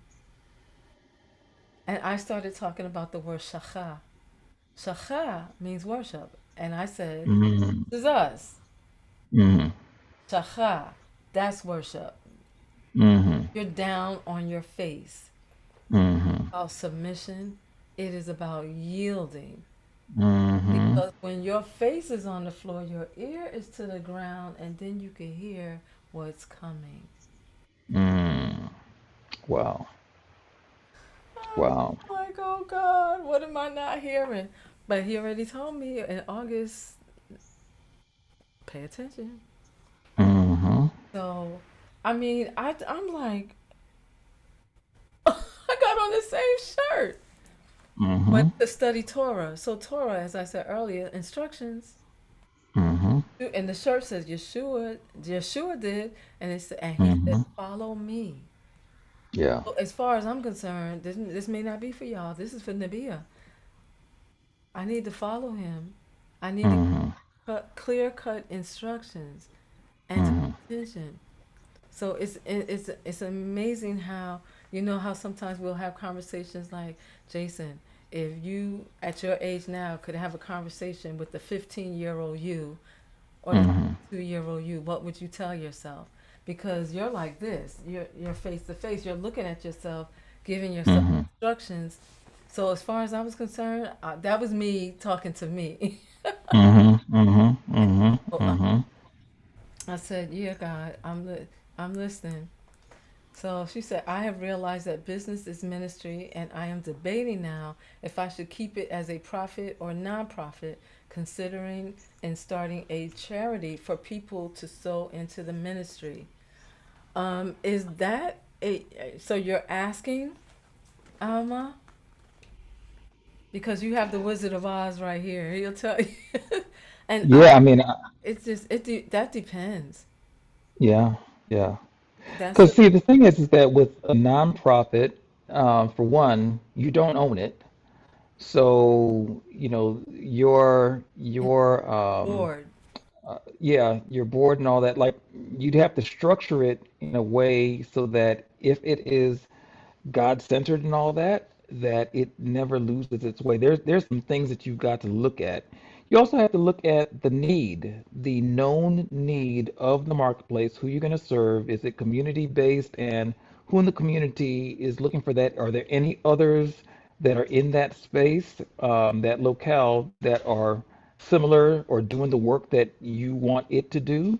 And if so, why dilute that if they're doing good work? If they're not doing good work, is it better for you to start one yourself or to go and work in the one that's there in order to make it better to meet the need? I mean, there's some other factors that are involved there. Also, nonprofit ministry, how are you going to tell that story? What's the impact going to be? Because it's not about what you want to do, it's about the impact that it's going to make. What does that trajectory look like? And then how are you going to sustain it? How do you make it sustainable so that you're not always doing like these charity drives and whatnot? Do you have systems or programs that you could put in place that are going to fund it that are separate and apart from any of the donations that you get? Because the donations may take up like around, like if you get grants, stuff like that, it may take up around 30% of the intake. And then you've got 70% left that needs to be accounted for. And then how's that going to work? How are you going to pay your staff? Are you going to pay your staff out of the donations that come in? Or are you going to have a separate program to take care of that so that everything that people donate, they know 100% of that is going towards the impact that you're wanting to deliver? So there's some questions that you want to ask about that. And then are you going 501c3? Are you doing 501b, which is a social enterprise, which is not really a nonprofit, but it is a for-profit business that operates like a nonprofit in order to impact their community. So kind of work that through and understand what it is that your end goal actually looks like and to Yep. see if a profit would work for it or a nonprofit. Yeah. If it's just for the tax exemption, it may not be the way to go. It all depends. Yeah. Yeah. Hmm. That's a conversation. We can't really answer that on this platform. Right. It's a conversation because again, and when you said impact, it made me think about Pastor Jennifer. She's like, passion is not impact. Right. No, Yeah. it's not. And yeah, she does the Impact is measurable and you can see that trajectory. yes. And then that's something that you can get more funding because you're showing that, no, I have a proven track record. This is what I set out to do, and this is what I did. And I did it exponentially, even better than what I started out with. And so now we need to expand capacity, which means that we need more hands on deck, more finances coming through, so we can expand our reach and the impact that we're giving. Yeah. Yeah, because in a Hmm. nonprofit you can pay yourself with that 30%, but then again, okay, what is the end goal? And obviously, this is a sit down Hmm. with the Lord first. What does He want for this nonprofit, or if He Yeah. actually wants you to do a nonprofit? Because although there are benefits to the nonprofit, depending on what God's end goal is, that may not be the model. So, Yeah. yeah, there's a couple of things, and but Yeah. And if there's not an established actual need, and it's just something that you think, oh, yeah, we turn this into a nonprofit, that's not really the premise that you want to go by. You want to actually research to show, okay, what are the statistics around that so-called need? yeah, And are you, as your organization, the one to remedy that? What's it going to take emotionally for you? Is there any toll that it's going to take on you? What systems can you put in place to make sure that you don't end up, you know, winding yourself up or going under supporting your nonprofit? What's emotionally going to be the key? Is there an emotional load that if you see people who are failing, I don't know what the nonprofit would be, but if you see people who are not doing well, does that impact you in a certain way where it's going to get to you? I've got one nonprofit leader, is good stuff. One nonprofit leader who I counsel the same way. I was like, you got to be mindful of how you deal with that. And the type of work that she does, it gets to her emotionally. So I'm like, I don't know how that's going to work in the long run unless you can make that proper separation, knowing that you have the proper infrastructure in place so that it can keep you good, keep your clients good, and the work continues to move forward and you can expand it so you can exit yourself out of it. When you get to the point where you're like, I'm ready to retire, does that mean that the work stops and that people now fall through the cracks? Or mm, do you have an exit plan in place to make sure that you are training others to take over where you left off? All of that has to be considered so that you don't disserve the people. Because the disservice would be you start the organization a few years into it, you're like, okay, that's good, I'm ready to go. And now the people who became dependent upon that can no longer get the service that they need. It would have been better to not start it in the first place because now they're left with a hole in their hope. So it's important to think about all of those things because you're dealing with people's lives and livelihood and all of that. Nonprofit is a different kind of discipline that you have to make sure that you are protecting it properly and protecting the people that you serve properly. thank you so much. Jason, what is your email? Because then I'm sure people are going to want to get in touch with you. Oh, you can go to asktjh.live/resources. At the bottom of that page is a little form that you can fill out and plug your information in. And when you hit submit, I'll be able to say, okay, and then I can reach out. And then in the area where it has the text, type in there what it is that you're looking for. And you And then said I will know how to ask, like respond. ask the question, ask. Yep. Ask TJH, like the Jason Hodge, asktjh.live/resources. And on that page, you'll also see some other resources. We could talk about those later. But there's an example on there of a video that went viral, and I use that as an example to show just how easy it can be in order to take your thing to the stratosphere, so that folks are following and doing all the stuff that, and I thought that these folks, the OK Go band, no, they're not a Christian band or anything like that, but I thought that their marketing was brilliant, and I started following them back in the early 2000s. And I thought that their campaign was brilliant, and I was like, wow, that's really great. And I've seen what they've done since watching the first video, but it's a way where they were able to market their business where everybody was now their evangelist all over the world, and it put them on the map. So there are creative ways to go about doing those things, and so that's a great example of that. But yeah, go ahead, plug in your information, what it is that you want to know. I'll be having a challenge coming up. Actually, it starts tomorrow, so I got to finish chiseling it out because folks have been asking for the challenge. Okay. And Yeah. so you'll be able to dive into that. Okay. Is So it true that if someone, hold uh-oh, on. Yeah. Well, yeah. if someone It, sows into the business that is profit, taxes have to be paid on that amount? Are you talking about nonprofits or the for-profits? a business that is a profit, it's a for profit. Okay, it all depends on how they sow into it. Are they sowing in it as Exactly. an investment, or are they just giving you money? Can someone write that email on this Oh, chat? It's not okay. the email, it's a link. It's a link. I'll put it in the chat. Mhm. Yeah, so yeah, if they're sewing into it, yeah, that's different, and it all depends on how they do it. If they're doing it as an investment in the business, there's ways, and you have to talk with your accountant on how that works because I'm not a CPA. But there are ways to do that.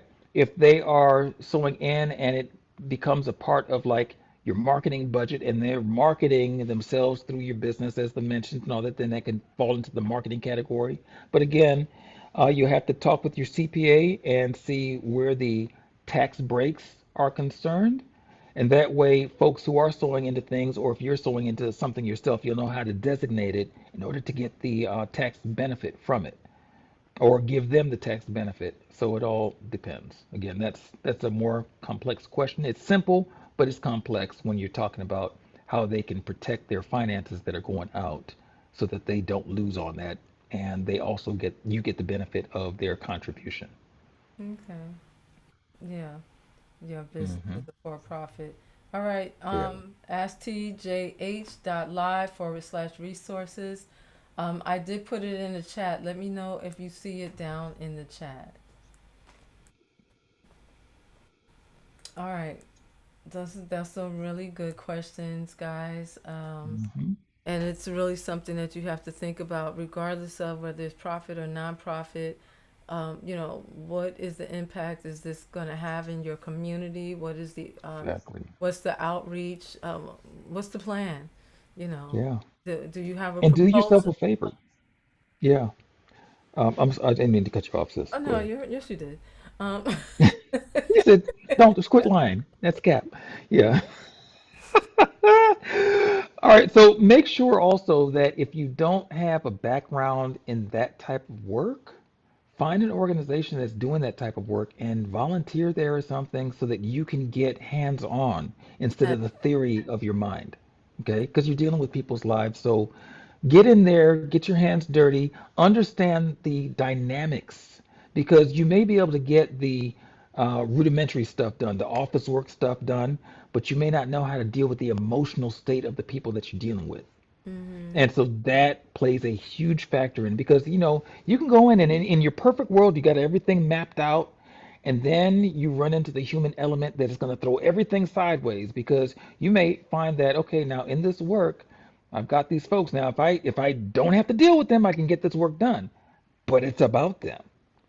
And so you may have to take time sitting down, counseling, listening, engaging, which means that that's time. So in your perfect 8-hour day, you now have 4 hours of that chunk taken out because you need to listen to somebody and you got to talk them off the ledge or get somebody to talk them off the ledge. So hmm if you haven't factored that possibility in there because you don't know to factor it in there, hmm then that is where the area of failure will take place. Okay? There's four areas of all possible knowledge. The things that you know, the things you know that you don't know, the things that you know but you don't know how they apply, and then the things that you have no clue that you don't know and you don't even know that you should know them. You don't even know to ask the questions. That's the area of failure. So you must go and find that information out on here's where I want to go, here's what I've got working with me and for me, what am I lacking? And Mm, the people who know will say, okay, that sounds great. However, I didn't hear you mention this, this, or this. And these things right here, that's the area where you're going to get yourself jacked up. yeah. So go and get these things under your belt or get people who have those things under your belt. And now you can come back to the table and you can play inside of this game of that organizational industry that you're wanting to get into. Yeah, partnership, collaboration. Go Absolutely. somewhere where somebody is doing what you want to do. And you Absolutely. just stick yourself in there somewhere, volunteer. They're not going to say no to volunteers because they Hmm. need a lot of hands. And so it's Yeah. about proximity. Yeah. And ask a lot of questions. Mm, Ask the questions through your actions, not necessarily through verbiage. Because sometimes you'll start asking questions because you want to get answers to your questions, and you are dealing with busy folks who need to get work done. mm-hmm. So ask the questions internally, like, okay, I wonder how this works. And now that's going to create the fold in your brain so that your gray matter can take information in. Because now that you have the question, you remember the proverb, when the student is ready, the teacher will appear. The Mm-hmm. teacher is the question that you ask because now you're curious, you're legitimately curious about something. So you ask the question internally or externally, but then you observe for the answer. Yeah. Okay? As you observe for the answer, you start to fill in those gaps. You're like, oh, I noticed this, that, and the other. And when things cease to be so busy, that's when you bring that up. Hey, you know what? I had this question, but I noticed this, this, and this. So I'm deducing that this means that and this means that. Is that correct? Yeah, that's correct. And here's how that works. Now you've got knowledge and an anchor to hang that thing on. Yes. But if you've got no questions, you come in there when your glass is already full, and you're not taking anything else in, you think you know it all. And that's where you're going to jack people up. Go in there empty. Let them fill you up with how things work, take it all in, and then say, you know what? I see what they're doing here, but now when I see this engaged in the word, this is how it works from a biblical perspective. So let me apply the mechanics of what they said, but let me put God's dynamics in it so that it works well and sustains itself. Yes. But if you don't know any of that, ill-equipped. Basically. Hmm. So to be like a child, Be like a inquire, child. be nosy. Hmm. The thing Hmm. that I want to say is that once we transition from childhood to adulthood, and we can skip over the teenage years because that's a mess. Failure of our prefrontal cortex. So we're Hmm. adults. We're past the age of 30. Somehow, our level of curiosity, um, asking questions, being open, it went somewhere. Hmm. It went somewhere, Hmm. and it's suppressed. It's buried, and we Yeah. think now because I'm an adult, I'm adulting now. I can't do that, but you can. The people Hmm. that make the most money, they ask the most questions You because know where that comes from, though, right? what? Yeah, so you know where that comes from, right? What? That comes from our training inside of the school system Oh, where we oh, don't ask the oh, questions that. Oh, because, yeah. Oh, yeah, yeah, yeah, yeah. yeah. When you think that there's something wrong with not knowing, you don't ask the questions and you make assumptions and you make moves on those assumptions. We're taught that inside the classroom because when you are asking a legitimate question that's not a part of the curriculum, you're ridiculed. Right. And then you're scorned because the aim is not to have you as a thinker, Yeah, it's they to have you want as a you to. worker. And workers don't think, they work. No, that's right. So that's programming. It is programming, and Yeah. everybody that has children, you need to know that. So when your children come Yeah. home from school, reschool, or just pull them out in school and homeschool them. Homeschool. Homeschool. Homeschool. That's Homeschool. the best way. Yeah, Trust and believe. yeah, yeah. Yeah. There All is, of our boys are homeschooled. yeah. Yes, they and are. they're brilliant. Yeah. It is so sad that there is a failure and a breakdown, not with the student, with the teacher, because the teacher Hmm. teaches this way, and if you can't get it this way, something's wrong with you. Yeah. And no, but there you have where you are. Some people like I used to talk about this years ago. The back channel, which means that there's auditory, there's audit. I got to Hmm. stop putting my hands up because then my camera will do something stupid. Think I'm trying to teach Right, right. to do something else. So, some people are auditory in the front channel, some people are Hmm. auditory in the back channel. That's a Hmm. nice way of saying that if it's a lecture, if I'm auditory in the front channel, I could just sit and I could listen to lecture after lecture Hmm. after lecture. I am Hmm. visual in the front channel. Right. Auditory is in the back channel. I can listen to the lecture, but I'd rather see, Hmm. I'd rather put my hands on it because Hmm. that's how I Hmm. learn. The teachers are not taught how to teach. They are not Right. taught that this child may not learn like this child. So now you have to switch up your method of teaching or teach Hmm. in a way, and I try to do this. I try to teach for everybody in the room, for those that are Hmm. auditory in the front channel and for those that are visual, like myself. Right. So yeah, when I learned that so many years ago, I was like, oh my God. And so they don't do that, and it's a disservice to our children, Hmm. our grandchildren, and they make you feel a way because you don't understand. Yeah. Do you speak locally? You guys live in the same area, Pastor Sherry.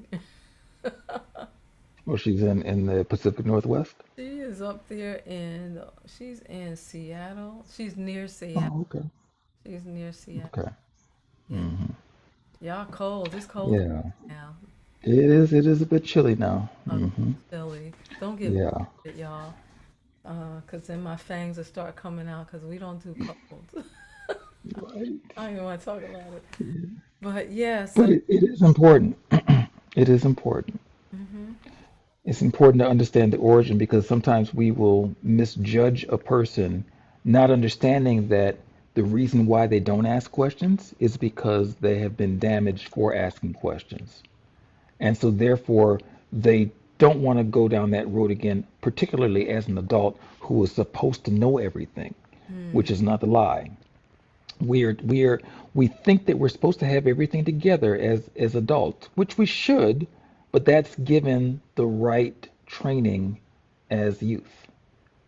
And because we are now however many generations in to being into the school system, we have folks who have been damaged inside the school system teaching the next set of generations that are going through the school system. So it's damage, compounding damage, compounding damage. So by the time that we get to seeing our children who are now inserted into this system, the system is doing exactly what it was designed to do, which is making workers, not thinkers. And that is profitable for industry, not profitable for the family. right. So Yeah. when we understand that, then we could have a little bit more grace and compassion on folks who don't know to ask the questions or what questions to ask. Sometimes we ask questions, but it's not the right question Right. because we don't know to ask the question to get us to our desired end goal. Yes. Yeah. Hmm. That's a true story, y'all. Hmm. It's the example from iRobot. And the hologram, the doctor was like, I can't answer that question. I can't. Hmm. You have to ask the Hmm. right question. The right question. And then Yeah. it caused Will characters to now he had to stop, he had to pause, and he had to think. Hmm. Hmm. You have to think. Okay. Yeah. Then when he asked the question, and then the hologram, the doctor said, now that is the right question. Hmm. You have to ask the right questions. Just Yeah. don't be random, but don't be afraid to be wrong either, because Right. oh Lord, Sometimes the right question to ask is, what's the right question to ask? yeah. What should I be You asking? know, yeah, what should I be asking? If you know what your end goal objective is. And that's what I call the ego when I'm training. Your Mm-hmm. ego, your end goal objective. If you know what that is, then you could step it back from there. I want to end up here. I want to take care of my family. I want to have the wealth in order to do what I need to do with it. I want to have the property or whatnot for these reasons. So now that I know what I want, how do I get there? I'm starting from here. Now I put down all the stuff that I know, all the stuff that I think I know, all the stuff I've experienced and all that. Okay, that's my dossier. And I need to get there. What would get me there? What business will do it? What connections will do it? What partnerships will do it? Like, what do I need in that capsule? What do I need to protect the infrastructure legally, financially, from a civic standpoint? What stipulations, what laws do I need to have in mind? What ordinances are in place? Like, what all needs to come to the table to make this thing a go? And once I have that capsule, now how do I get each one of these components? Who has this stuff? Who do I need to know? You know that they're saying not how but who. Right. When you get the right who's, they got the hows. Oh, you need this stack of stuff right here. Here you go. Boom. All right, great. Who else? Before you know it, you've got your team, you've got your conglomerate, you've got your movement to get to that finish line. And then what's the time frame? Do you have a time frame on getting to that finish line? And if so, what needs to happen to accelerate me on this time frame? What's coming down the pike? Some of us need to start looking at city council meetings for our area. What's on the plans? What's around the corner 5, 10 years from now? Well, that's a city planner question. Mm-hmm. What's going to happen over here? That's a zoning question. Mm-hmm. What about this? That's a city manager question. What about this? That's a city mayor question. Okay, you need to know who to ask the questions to as well. Not just what's the right question, who's the right person to answer that question. Yeah.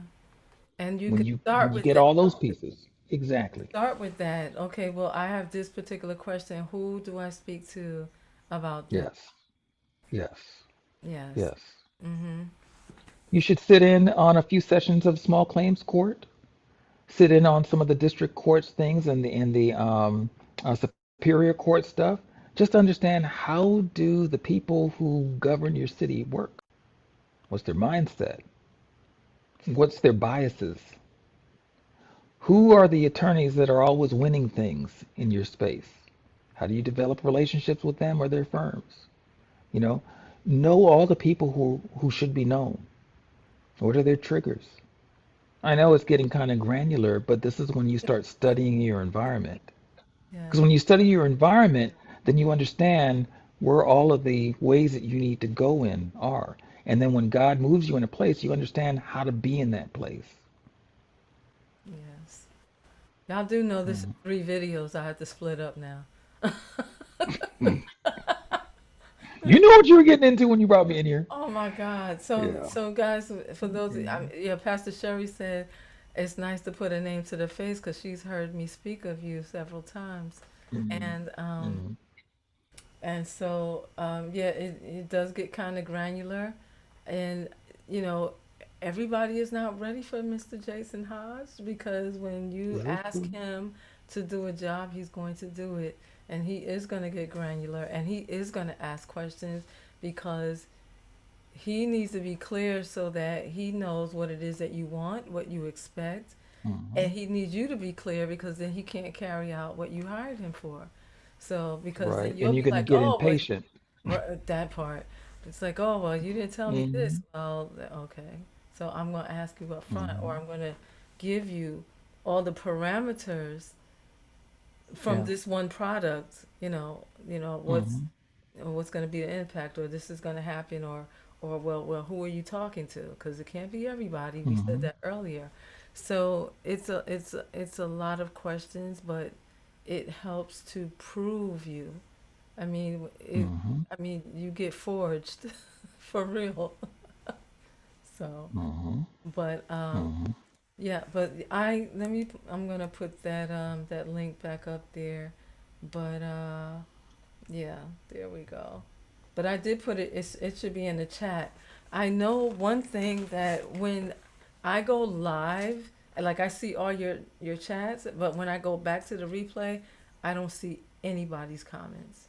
For some reason, it's not there. Wow, Uh, that's uh, interesting. that's That's on Facebook? no, it's on YouTube. I mean, people have Oh, clicked on, interesting. clicked on, but then I don't know. It's maybe it's something in my settings, but I'll go look. Hmm. But every single time Hmm. when I go back, I'm like, I had like 150 comments. I don't see one. So Hmm. I'm gonna go Hmm. back and look and see what that's about. And then Yeah. YouTube is always updating and changing because I used to Hmm. put them all over to the side. So Hmm. um so Yeah, and YouTube used to be my stomping ground. It's been a moment, so I'd have to re-educate myself on some of the nuances because they have changed quite a bit since I used to teach it. yeah, 'cause Hmm. I'm looking on here right now and I see everybody's comments. Everyone's. Hmm. It's a lot of comments. It's like we got a What you might want to do is screenshot them on your phone, and that way at least you still have them. Even if it goes south, you still have them on hand. you see what I'm saying, Hmm. y'all? Always thinking. Hmm. This dude. Always thinking. But that's a good idea though. Whoops. Yeah. And it also, you can use that as your social proof, like when you are Receipt. referencing different trainings and things like that, definitely receipts. And then those can create their own content. Because when you see a question or a comment, and then you're like, okay, yeah, so this is what happened there. So it's kind of like a recap. So you're able to repurpose your content using things like that, Mm, different tools. Hmm.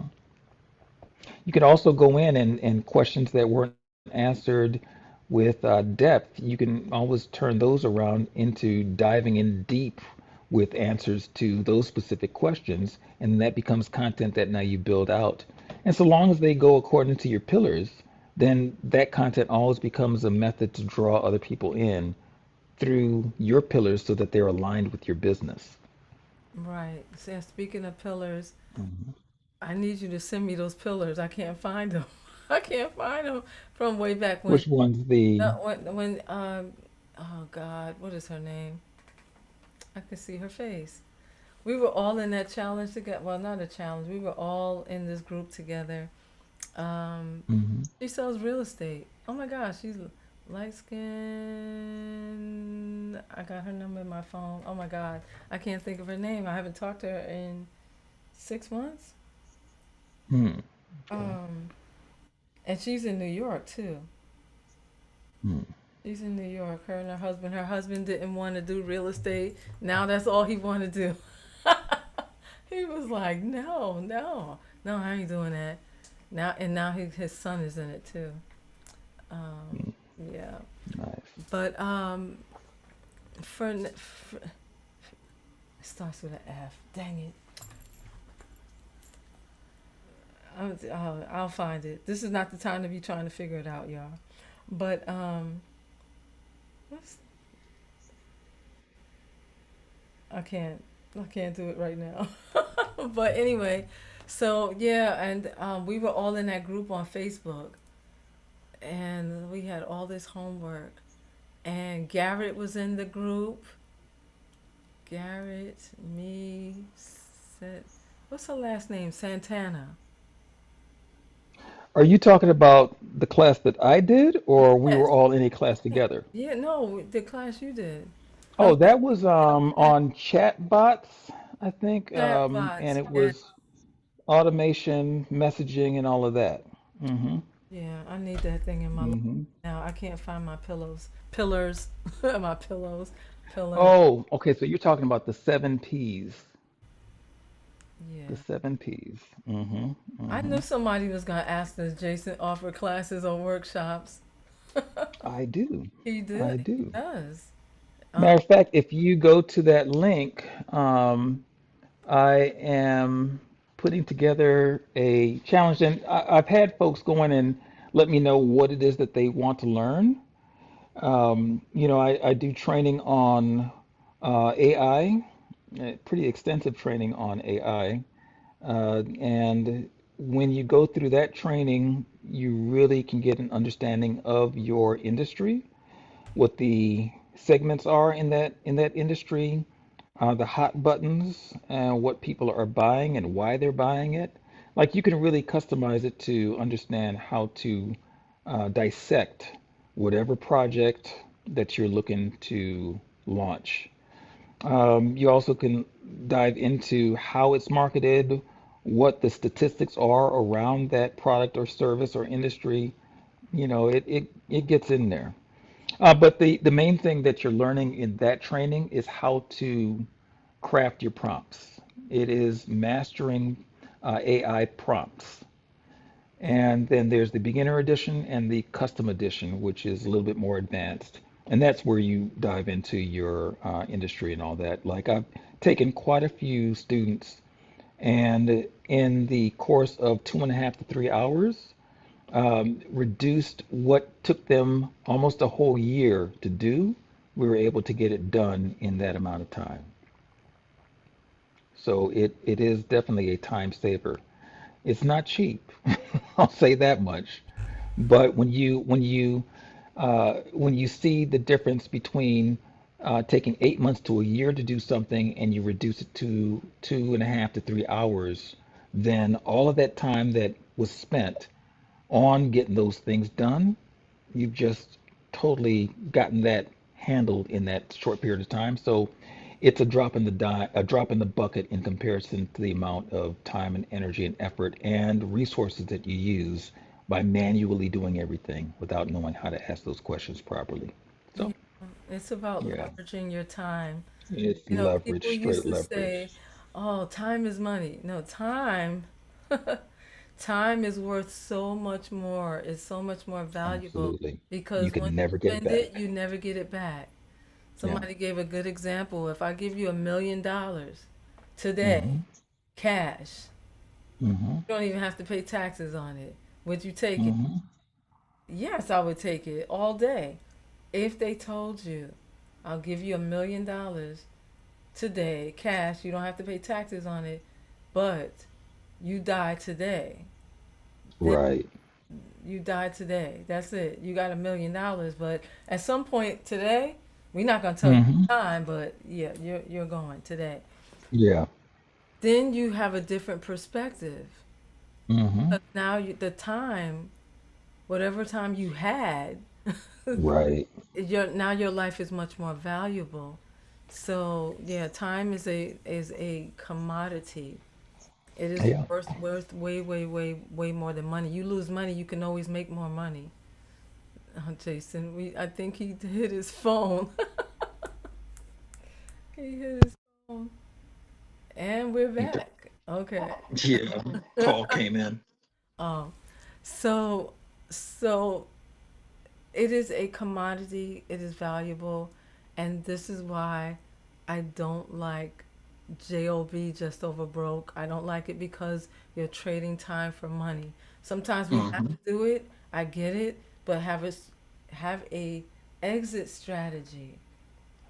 Have an exit strategy because I'm talking to somebody right now. There's so many things she want to do, but her boss got her on that plantation, and Hmm. don't she and she's newly married. Her and her husband don't hardly have no time, and I'm just like, Well, that's the devil.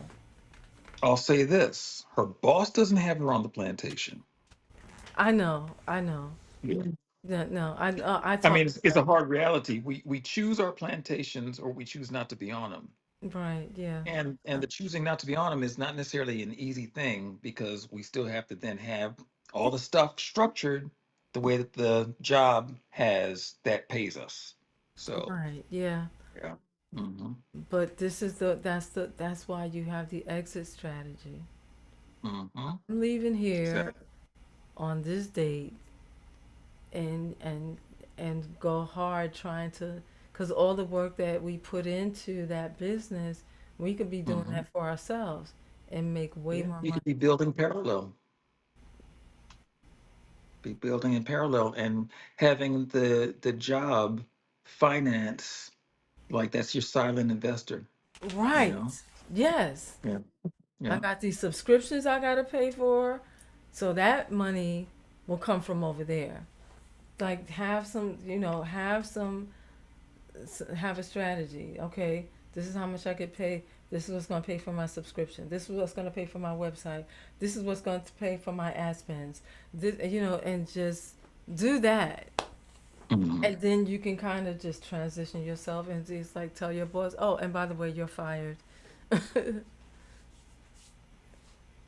Like Yeah. like that little boy on that Facebook.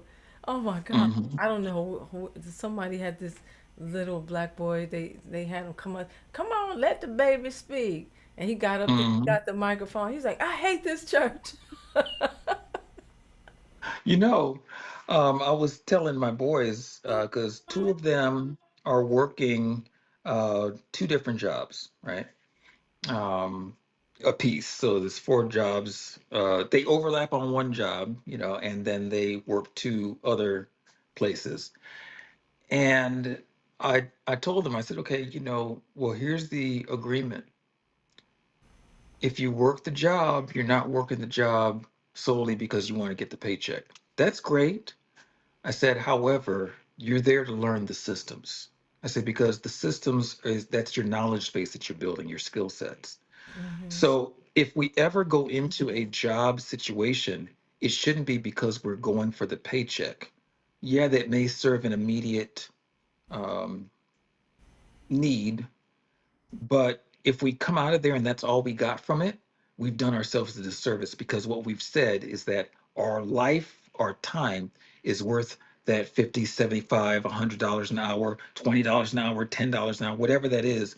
You said that your time, your life is worth that amount per hour. But if you look at it from the other standpoint and say, I need to learn the system of what makes this successful business work, now you're getting paid to go to college. Okay. And that's a different mindset because now you're not there because, like, oh, I got to do this job. No, I'm getting paid to learn this system and to understand what makes it work, to understand the the connections that I need to have in this industry.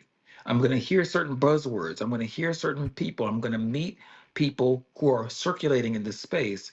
And these are the people that I need to know. I need to know who they know, and I need to know who knows them and why they are even on their radar. So you dissect everything and then you understand your industry. So now when you go back to service that industry, you understand what the hot buttons are, why they would even say yes. That was worth way more than the paycheck that you got. Yes. It's just a different way Brilliant. of looking at things. Mhm. Brilliant. The brilliant Jason Hodge. All right, guys. We have been here for 2 hours and this looks like it's trying to go on a half hour, but Really? yeah. Well, see, you over there still daylight where you are. It ain't daylight here anymore. No more. But Okay. yeah. Well, you done transition. So, Hmm. so well, first of all, thank you so much. You're You welcome. are a unending cistern of wisdom. And thank you guys for watching. Thank you for hanging out with us all this time and asking questions, your comments. For those of you that want to reach out to Jason, I've already put the information in the chat. So make sure you grab that, copy and paste it, and reach out to him. Ask your questions, and he will do his best to get you some answers and or resources. So this is why this is called prophetic wind. Let God speak. Amen. Let That's God good. speak because He wants us to be much better than we were before. Apostle Shaul said, "In times past, God has winked at our ignorance, but Mm.